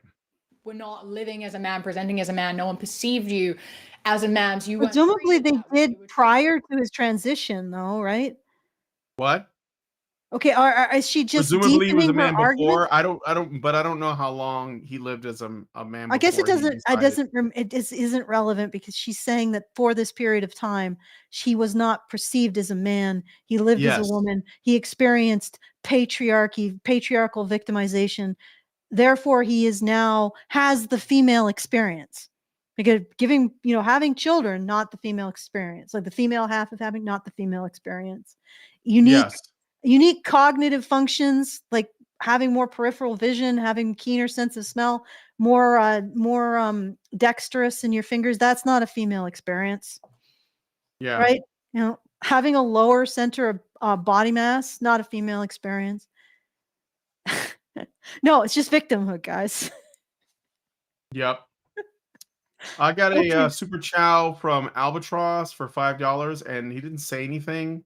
So I don't know if if he meant to say something or what, but He send us probably is just just put a shutting me up. comment in the chat and tag Badger live streams, tag it, and let us know if you meant to say something else. What is your commentary? Yeah, what is your commentary? Or you're just giving us $5. That's fine too, I guess. Okay. All right. As a woman, so thus you do understand womanhood because you were a woman. You were perceived as a woman. You were living as a woman. No. She That's paused really there. all it's- She didn't give any other additional details aside you were a victim of patriarchy as a woman. Yes. Right. Like, so that's the essence. Now I know that she's saying how could you become a man? I think she's just directly. No, I think it's shameful to want to live as a man, though. Well, of course it's shameful, but I think Yeah. what she's doing right here, it's not related to the shame of wanting to be a man. It is related to him specifically saying he doesn't have access to the female experience, right? Mhm. That's what he said. And then she's saying, no, you do, because you lived as a woman and you experienced patriarchal oppression. Therefore, you have access to all the female experience that matters, fundamentally. So basically, she's part of the feminist framework that if a man becomes a woman and experiences patriarchal oppression, that's all that's needed for him to thus become a woman. That's it. It's like the initiation ritual for womanhood. You run through the coals of patriarchal oppression, and now you are a woman. You are a woman. I think that's what she means. And I know in the negative, it actually makes it really awful to be a man because basically you're just a harm for women. But I don't think that's what she's saying right now. It's true, like that's another effect, but I don't think that's the point of what she's saying. That's my own opinion. We could listen to more. All right. Mm-hmm. By saying that you don't understand womanhood because you are perceived as a woman, but you don't have the brain of a woman, when firstly, trans women do have the brains of women because they are women. And what you don't have the biology of a woman, you don't have like female anatomy, so you don't menstruate. Not even all cis women menstruate. Okay, so this is gaslighting. So she's working from reverse logic. She's like doing inverted logic, like, oh, you have a brain of a woman because you are a woman, therefore you have the brain of a woman. So now she's telling him, actually, you're not a man, you're a woman. Yeah, you're right. Now she's going into you're actually a woman now, and brain of a woman. So if you say you're a woman, you now have the brain of a woman. It doesn't matter what the specific structures of your brain are. You now have the brain of a woman because you say you're a woman. Mm-hmm. All right. Okay. So I can play some more, I guess, of this. Sure. I don't think We all have different hormone levels. We all have different thought patterns, and like our bodies and wait. So we all have different thought patterns. We all have different hormone levels. We all have different biologies, but we are all connected. See what she's saying? We are all connected by patriarchal oppression. That's what makes womanhood. And then the TERFs wonder why their trans activists say, the only thing you're attaching to for womanhood is patriarchal oppression. What makes you oppressed by men? Well, that's right here. That's what she's doing. There's all kinds of womanhood. And even womanhood can even be manhood. I mean, if the man identifies as a woman, but it all has the same thing, which is that you are oppressed by men. If you are oppressed by men, you are a woman. That's what she's saying. Right there. Right. Right. Sure. Yeah. Of course. Well, I think the problem is too is that it's bad for the brand if someone detransitions and then says, you know what, I didn't like this victimhood thing. I don't want to live. I don't think it applied to me. I don't think we should be celebrating this. And that's kind of like, I mean, I don't want to call it uniquely masculine, but it's kind of a masculine thing to do. So he's actually behaving like a man by rejecting this casting of victim, and I think that's bad for the feminist brand because they Mhm. have, it's like what they sell. So you're basically saying this product doesn't work. And they're like, no, like it has to work. It's you're the problem. So let Yeah, he this is another video. We saw the clip from it's before interesting, but you're when right. this yeah, when this person was still living as a woman. We saw that clip. This is them when they said when Okay, this before we man get said, into look, it, I I'm a just man want to, now. okay, you'll have to reintroduce that, but because I really wanted to get in on one of this. Um, you're right. He is basically saying victimhood did not make me a woman. Yeah. Something else did. And they can't say that because women have to be made through the feminist framework. Like feminism has to own how women identify and also how men identify.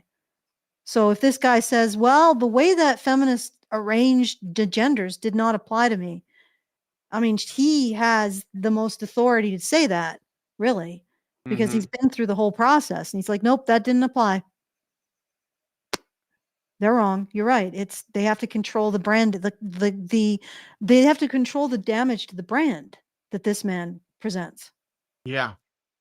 Okay. All right. So here's him with a follow-up video where he basically explains his how he woke up from gender dysphoria and started loving himself for From who he gender is. dysphoria and started loving myself as a man. Hello, hello. Oh, Lisa. okay. Before we get into this, and I do want to see it, but isn't it interesting that this is what this detransitioner is upsetting her, or not upsetting her? She focused on him. Well, maybe it isn't, but he has found a way to love himself as a man. You're not allowed Yes. to do that, dude. Feminists don't let you do that. Like you're not. That's No. not acceptable. This literally is anti-feminism. Prepare to be called the manosphere, dude. Yep. You're the manosphere now. Welcome. Yeah, because I'm so happy to be starting my official YouTube account and showcasing my journey from being a trans woman to being a happy man and accepting myself as a man. But first, I want to get into gender dysphoria and how it.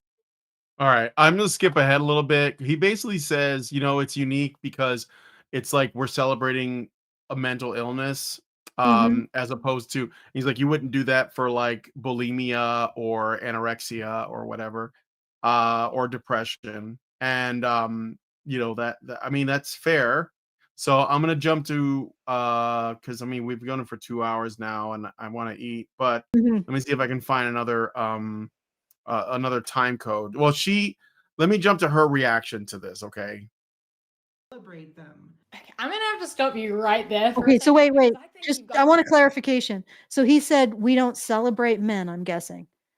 No, he's saying we don't celebrate gender. We shouldn't celebrate Well, we gender shouldn't dysphoria. celebrate. Oh, okay. All We right. do celebrate gender dysphoria, but in a way, he is saying because he just wants to live as a man. And the thing is, if you say I'm trans, especially if you're a man, you say you're trans, then you get like put on a pedestal because you are like, I don't know, shattering the gender binary or something, the patriarchy at the same time. But if you say, you know what, I just want to live as a man, then it's like ugh, add it to the Yeah. ick list. So there is Well, like especially. yeah, absolutely. Especially. Yeah, and especially if you say I learned to love myself as a man. That's not allowed, dude. That's not allowed in feminist theory. Okay, let's keep Yep. going. Feminist framework. All right. All twisted up, right? No one is celebrating gender dysphoria. That's not what the celebration is. The celebration is treating gender dysphoria, and the treatment to gender dysphoria is gender affirmation. The celebration is not like, woo, you have gender dysphoria, how fun for you. The celebration is of recognizing what it is you're struggling with and then making steps to overcome that. And then Well, yeah, he just did, though.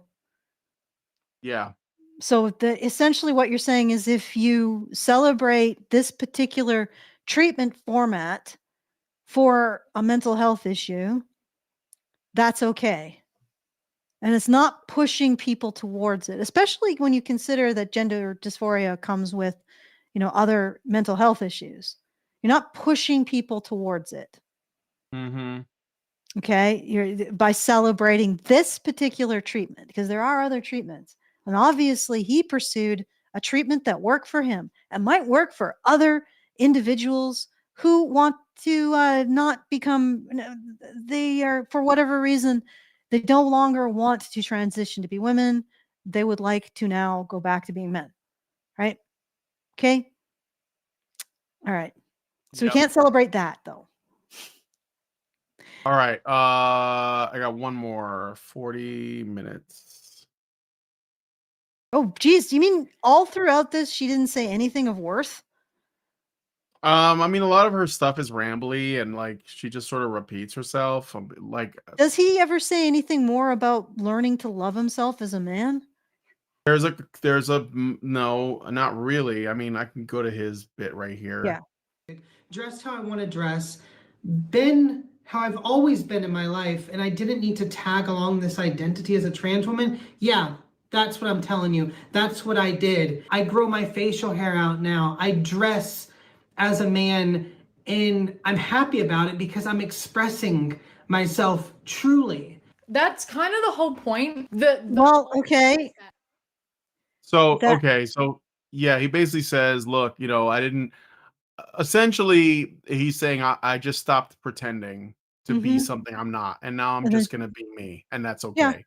And she's saying, well, that's the whole point. Like, you can be a trans, you basically, according to queer theory, you can dress however you like. You can be a man in a dress and still say you're a cis man. Like the way that, you can be a woman, like wearing like a fucking, military tactical armor and say you're still a woman, like a cisgendered feminine woman. So essentially it is the, I don't know, like it's like eliminating all categories completely.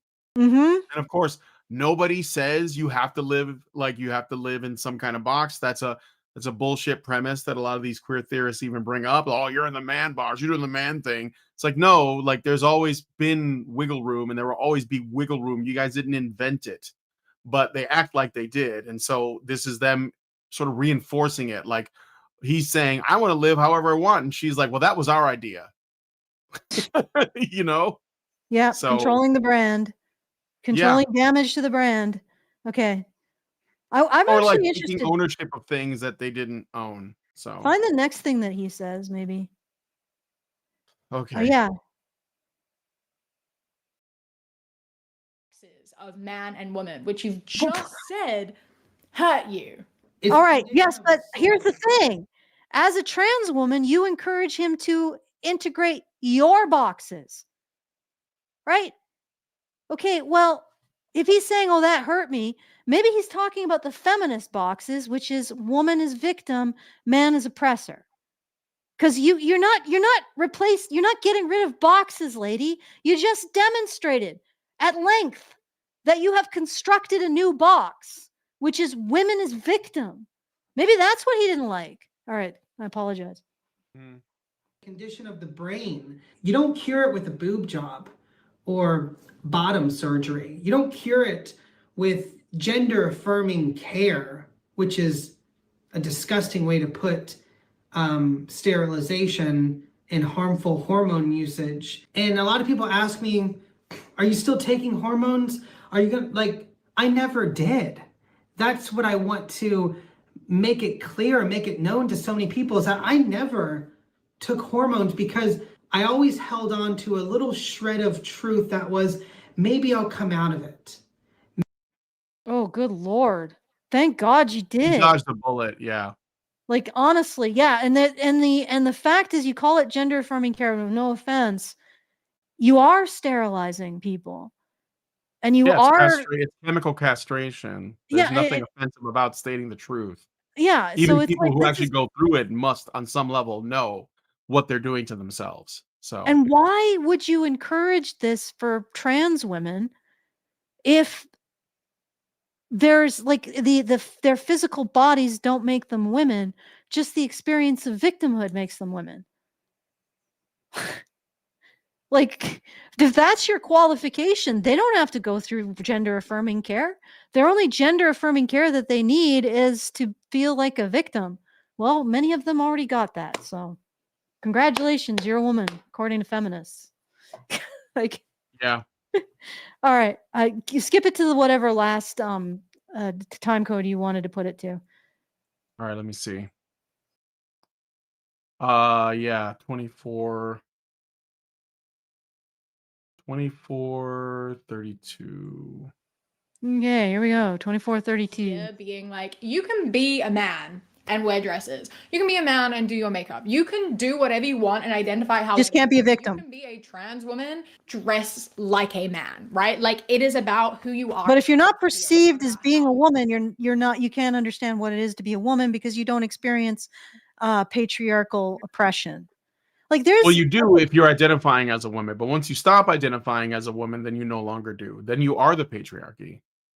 this is so insanely arbitrary. Like, this is such a lack By of any design. kind of intellectual grounding. Like, if you appear to be a woman, or if you identify as a woman, and you even appear to be a man, and you experience oppression, then you're a woman. But the moment you look like a man and you experience life like a man and you identify as a man, you start to be part of the patriarchy and you experience being an oppressor. Mm-hmm. Okay. Dress yourself and present. The gender boxes and gender norms are a conservative value. Thus, Oh, really? Really? Okay, wait. Serving. You have made it very clear that you have gender boxes. And your gender boxes are: women are how men act on them, and men are how they act on women, except it's always bad. Mm-hmm. Like, don't give me that shit-eating grin there, lady. You know you're full of shit saying this. Conservative. If anything, the problem that you have with conservative gender roles is they're too relaxed. They can allow for the idea that women act and men are acted upon. You can't handle it. When men and women must occupy completely different states of existence. But while men and women occupy completely different states of existence, women are some kind of mineral, men are some kind of animal, you know, it is extremely easy to switch between the two. Yes. Why don't you just become a human being, lady? It's asking too much. Okay. Yeah, that's it. I mean, That's it. Okay. All right. like, basically, guys, if you believe that there are two sexes, guess what? You're a conservative. Are you guys ready to destigmatize that term yet? Okay. I think Are it we is. ready to do that? Because they're just gonna keep using it, and you just gotta like let them. Just be like, I don't give a fuck. It's like being Yeah, called sure. a sexist. You can be like, I don't care. I'm sexist. Then I'm just trying to get to the truth. Call it whatever you want. Yes. So I think the way that they're using the term conservative, it loses all its meaning, to be frank. yeah, Yeah, I agree. I mean, you can't let them play the name game. If they're constantly allowing them to play whack-a-mole with names, then you are not going to get anything done. So 100%, I don't deny the conservative label because these idiots are calling me it. I'm saying conservative is its own thing, and I am another thing. Right. And I'm not sure. saying that either of those two things are better or worse than each other. And in fact, they are both vital for any kind of advanced thought. Okay. But I'm this role, conservatives are this role. Neither are, in my opinion, should be stigmatized. And I recognize that the people who call themselves liberal and left, they don't demonstrate the open-mindedness, the self-doubt and introspection, and all of the other stuff that used to be associated with the term, right? They don't want to occupy that at all. They've just turned everything into tribalism, intellectual tribalism, which is not conservative and it's not liberal. It's just intellectual tribalism. Yeah. And no, I don't like, I mean, I get called conservative. I'm like, yeah, I guess. I'm not going to be like, oh my God, I'm going to run around proving I'm not a conservative, because it's just like calling me like, oh, you are a French speaker. Well, not really, but I'm not going to be upset. You think I can speak French? Well, maybe a little bit. I'll be a little bit upset. I'm going to use a different language. Oh, you speak Swahili. I'm like, well, I don't, but I'm not upset that you're saying that I speak Swahili. Right. All right. Okay. But anyway, I take your point. Like, you're absolutely right. You can't let these people play the whack-a-mole game with names. And then you're constantly running away from them running away from them labeling you something. It's like they don't even have the right to label people these labels, because they are, in effect, a supremacist eugenicist ideology that has gotten away with it for years. They've gotten away with massive ethical breaches in their academic frameworks for years. And you can see it right here in what she's doing. She says, oh, conservatives think there's a gender binary. We just think that you become a woman by experience oppression. And if you're a man, you become a man by being an oppressor. Like that. What is that? That is a gender binary. And not only is it a gender binary, it's like you look at the conservative gender binary of gender complementarianism, that men and women work together to make a world worth living in, and men and women have different strengths and different weaknesses, and they complement each other and they rely on each other, and love comes out of that. And you look at that and you're like, oh my God. Oh, that's horrible. Oh, that's not the truth at all. The truth is that women are only ever beaten and raped by men. And that's what men want to do, to keep us down. And men are only ever the most horrible they could ever be to women, ever. Because they just want to be oppressors. Oh, but they don't really want to be, because truly, I don't want to say that it's necessarily something they've chosen. It's just an unconscious reflex from their, well, I can't say biology, but just a socialization that we can't identify anywhere, but exists everywhere men are. It's just a reflex that they do, that they're so evil. And that's the gender binary that you really twig on, huh? And then you have the audacity to turn around and throw shade on the conservative complementarian gender binary. Why? Because it's so life-affirming and humanistic and kind and gentle and empathic and actually respects both parties? Like, seriously. Okay. I think I'm done. I think this sort of was, it was presumptively about detransitioning, but I think it ended up being about Rainbow Bright's version of gender binaries and how it's utterly morally bankrupt. And then she has the audacity to fart in the general direction of the conservative complementarianism gender binary. Jesus Christ. It's like Satan coming out of a sulfurous crack and then complaining about somebody, a redhead wearing pink with red hair. Yeah. I don't know. That might fall in flat. Who knows? You didn't send your library books back on time. You're so much worse than me. Just imagine that, like Satan, like the horrific image of Satan from like the medieval, just coming out of a sulfurous crack and then telling you about how you didn't return your library books or your videotapes. That's probably what is going to get me sent to hell. Some library book that I never returned. Yeah, exactly. Yeah, probably. Oh Some How to man. Draw a Book by Ed Emberley. Anyway, yeah, so I'm done. I'm hungry. I gotta go Yeah, pick me up some. too. I am equally hungry, or maybe not equally. I can't say that because I don't have experience of being Brian and a man being No, hungry. I won't make any claims either way. I just know I haven't really eaten at all today. So Yeah. All right. So if you like this, please help the show at feedthebadger.com/justthetip. Oh wait, actually no, feedthebadger.com/support is where you support the show.